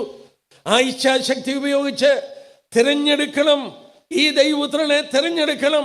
2000 വർഷം മുമ്പ് ഈ ഭൂമിയിൽ വന്ന് മാനവരാശിയുടെ രക്ഷയ്ക്ക് വേണ്ടി കാൽവറി ക്രൂശിൽ മരിച്ച് പാപത്തിൻ്റെ പരിഹാരം അവൻ വരുത്തി. ഇന്ന് അവൻ ചെയ്യുന്നത്, റോമലേഖനം 10-ാം അധ്യായം എടുത്താട്ടെ. ഞാൻ ആ ഭാഗം കൂടെ ഒന്ന് എടുത്തിട്ട് അവസാനിപ്പിക്കാം. റോമലേഖനം 10-ാം അധ്യായം എടുത്താട്ടെ. അവിടെ രക്ഷിക്കപ്പെടാനുള്ള മാർഗം എന്താണ്? സഭ മാറണോ? വേണ്ട. വേറെ എന്തെങ്കിലും കർമ്മം ചെയ്യണോ? വേണ്ട. പണം കൊടുക്കണോ? വേണ്ട. ഒന്നും ചെയ്യണ്ട. പിന്നെന്താ ചെയ്യേണ്ടത്? രക്ഷ ദൈവത്തിൻ്റെ ദാനമാണ്. രക്ഷ ദൈവത്തിൻ്റെ ദാനമാണ്. ആ ദാനമായി നൽകിയ രക്ഷ ദൈവം വലിയ വില കൊടുത്തിട്ട് ഒരുക്കിയതാണ്. അതുകൊണ്ടാണ് പ്രിയ സഹോദരി പ്രാർത്ഥിച്ചപ്പോൾ ഓർത്തില്ലേ, ഇത്ര വലിയ രക്ഷ ഗണ്യമാക്കാതെ പോയാൽ, ഇഫ് യു നെഗ്ലക്ട്, നിങ്ങളതിനെ നിസാരമായി കരുതിയാൽ എങ്ങനെ രക്ഷപ്പെടും? രക്ഷിക്കപ്പെടാൻ എന്ത് ചെയ്യണം? ആ റോമലേഖനം 10-ാം അധ്യായത്തിൻ്റെ 9-ാം വാക്യം, യേശുവിനെ കർത്താവെന്ന് വായികൊണ്ട് ഏറ്റുപറയണം. ദൈവനെ മരിച്ചവരിൽ നിന്ന് ഉയർത്തെഴുന്നേൽപ്പിച്ചെന്ന് ഹൃദയം കൊണ്ട് വിശ്വസിക്കുകയും ചെയ്താൽ നീ രക്ഷിക്കപ്പെടും. തീർത്ത് പറയുകയാണ്, നീ രക്ഷിക്കപ്പെടും. എങ്ങനെ? നിന്റെ വിശ്വാസം, നമ്മുടെ ഹൃദയത്തിൽ എന്താണോ വിശ്വസിക്കുന്നത്, ആ വിശ്വാസമാണ് വായികൊണ്ട് ഏറ്റു പറയുന്നത്. If I don't have A conviction I cannot confess. ഞാനൊരു കാര്യം ഏറ്റു പറയണമെങ്കിൽ ഞാനത് വിശ്വസിക്കണം. ഞാൻ എന്താ വിശ്വസിക്കേണ്ടത്? ഇവിടെ വായിക്കുന്നത് എന്താണ്? യേശുവിനെ കർത്താവെന്ന് വായി കൊണ്ട് ഏറ്റു പറയണം. ഞാനത് ഏറ്റു പറയണമെങ്കിൽ ഹൃദയത്തിൽ അത് വിശ്വസിക്കണം. 2000 വർഷം മുമ്പ് ദൈവപുത്രൻ എൻ്റെ പാപത്തിനാണ് മരിച്ചത്. അവൻ മരിച്ചു, അടക്കപ്പെട്ടു, 3-ാം നാൾ ഉയർത്തെഴുന്നേറ്റു. ഇനിയും പാപം കൂടാതെ രണ്ടാമതും തന്നെ ജനത്തെ ചേർക്കാൻ പ്രത്യക്ഷപ്പെടും. കർത്താവേ, ഞാൻ എൻ്റെ ഹൃദയം തുറന്നു തരുന്നു. ഞാനത് വിശ്വസിക്കുന്നു. എൻ്റെ വായ് കൊണ്ട് ഞാൻ ഏറ്റുപറയുന്നു. ഹൃദയം കൊണ്ട് വിശ്വസിക്കുകയും വായ് കൊണ്ട് ഏറ്റുപറയുകയും ചെയ്താൽ നിങ്ങൾ രക്ഷിക്കപ്പെടും. ഒരു വാക്യം കൂടെ ഇവിടെ വായിച്ചോട്ടെ. അതിൻ്റെ 21-ാം വാക്യം. ഇസ്രായേലിനെ കുറിച്ചോ അനുസരിക്കാത്തതും മറുത്തു പറയുന്നതുമായ ജനത്തിലേക്ക് ഞാൻ ഇടപെടാതെ കൈനീട്ടി. അയ്യോ, ആ വാക്യം ഇംഗ്ലീഷിൽ വായിച്ചപ്പോൾ എനിക്ക് തന്നെ ഒരു വിഷമം തോന്നി. ഇംഗ്ലീഷിൽ എങ്ങനെയാണെന്നറിയാമോ? All day long I have stretched forth my hand to a gainsaying and disobedient people. അനുസരിക്കാത്ത, മറുത്തു പറയുന്ന, എന്നെ അവഗണിക്കുന്ന ജനത്തിൻ്റെ ഇടയിലേക്ക് ഞാൻ ഒരു ദിവസം മുഴുവൻ കൈനീട്ടി പിടിച്ചുകൊണ്ടിരുന്നു. സൗരന്മാരോട് ഞാൻ ചോദിക്കട്ടെ, ഒരു മാന്യനായ മനുഷ്യൻ, വളരെ മാന്യനായ മനുഷ്യൻ എൻ്റെ അടുക്കൽ വന്നു ഹലോ മിസ്റ്റർ എന്ന് പറഞ്ഞ് കൈ നീട്ടിയാൽ ഞാൻ കൈ കൊടുക്കത്തില്ല, പുറകെ പിടിച്ചിരിക്കുക. ഹലോ, വീണ്ടും അദ്ദേഹം പറഞ്ഞു ഹലോ, ഞാൻ കൈ കൊടുക്കത്തില്ല. അയാൾ കൈ നീട്ടി പിടിച്ചുകൊണ്ടിരിക്കുമ്പോൾ ആ കൈ പിൻവലിക്കും. ദൈവം പറയുക, ഓൾ ഡേ ലോങ്, ദിവസം മുഴുവൻ എൻ്റെ കൈ നീട്ടിപ്പിടിച്ചു. ആരോട്? അനുസരിക്കാത്ത ജനം, മറുത്തു പറയുന്ന ജനം, എന്നെ ഗണിക്കാത്ത ജനം. അവരെ എന്നോട് നിരപ്പിക്കുവാൻ ഒരു ദിവസം മുഴുവൻ ഞാൻ കൈ നീട്ടിപ്പിടിച്ചു. അത് അവഗണിച്ച് കളയുകയാണ്. ഈ രാത്രിയിൽ നിങ്ങളൊരു ക്രിസ്ത്യ കുടുംബത്തിൽ ജനിച്ചു കാണും. ഞാനും അങ്ങനെ ജനിച്ചൊരു വ്യക്തിയായിരുന്നു. ഞാൻ രക്ഷിക്കപ്പെട്ടത് 22 വയസ്സിലാണ്. യേശുക്രിസ്തുവിന് വേണ്ടി എൻ്റെ ഹൃദയം കൊടുത്തു. അവനെ രക്ഷകനും കർത്താവുമായി ഞാൻ സ്വീകരിച്ചു. ഒരുവൻ ക്രിസ്തുവിലായാൽ അവനൊരു പുതിയ സൃഷ്ടിയാകും, കണ്ടാൽ സകലവും പുതുതാകും. ഞാൻ അനുഭവിച്ചറിഞ്ഞു. നിങ്ങൾ മധ്യാകാശത്തിൽ കർത്താവ് കാഹളം ധ്വനിപ്പിക്കുമ്പോൾ എടുത്തുകൊള്ളപ്പെടുമോ കൈവിടപ്പെടുമോ? ഈ രാത്രിയിൽ ഒരു തീരുമാനമെടുക്കുക. നമ്മൾ ഓർത്തതുപോലെ ഇത്ര വലിയ രക്ഷ ഗണ്യമാക്കാതെ പോയാൽ, if you neglect such A great salvation, ഇതിന് വലിയ വില കൽപ്പിക്കാതെ, ഇതിനെ നിസ്സാരമായി കരുതി ഇതിനെ തള്ളിക്കളയുകയാണെങ്കിൽ നിങ്ങളെങ്ങനെ രക്ഷപ്പെടും?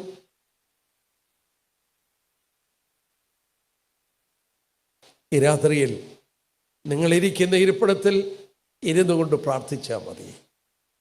ഞാൻ എൻ്റെ പ്രസംഗം നിർത്തുകയാണ്. ഒരു നിമിഷം ജീവിതത്തിലേക്ക് തിരിഞ്ഞു നോക്കാൻ ഒന്ന് കണ്ണടയ്ക്കാം. ഒരു നിമിഷം, അത് കഴിഞ്ഞ എല്ലാവരും പോകാവൂ. 1 മിനിറ്റ് നമുക്കൊന്ന് പ്രാർത്ഥിക്കാം.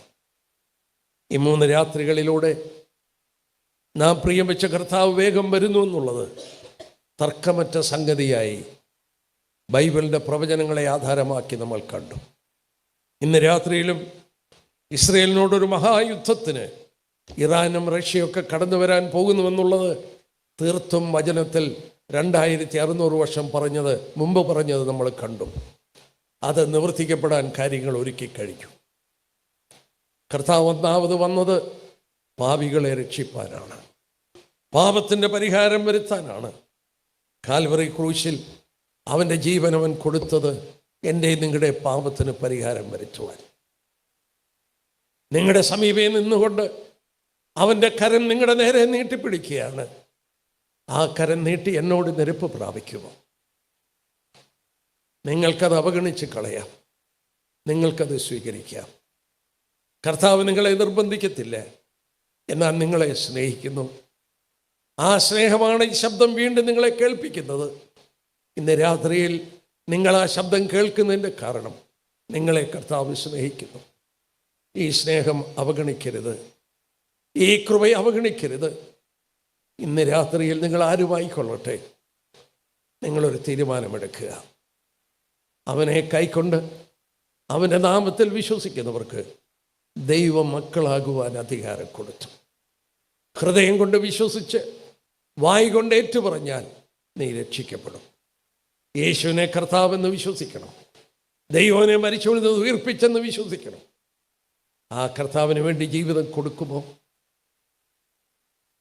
എത്ര സമാധാനം, എത്ര പ്രത്യാശ ജീവിതത്തിൽ ഉണ്ടാകും. നിങ്ങളിരിക്കുന്ന ഇരിപ്പിടത്തിൽ ആ കർത്താവിനോട് ഒരു വാക്ക് പറയുക, എൻ്റെ കർത്താവേ, എന്നെ ഇന്ന് രാത്രി രക്ഷിക്കണം. അവൻ നിങ്ങളെ കടന്നു പോകില്ല. എൻ്റെ അടുക്കൽ വരുന്നവരെ ഞാൻ ഒരു നാളും ഉപേക്ഷിക്കില്ല. നിങ്ങളുടെ പൊട്ടിയ ശബ്ദമായിരിക്കാം, കർത്താവേ എന്നോട് കരുണ തോന്നണം, ഞാനൊരു പാപിയാണ്.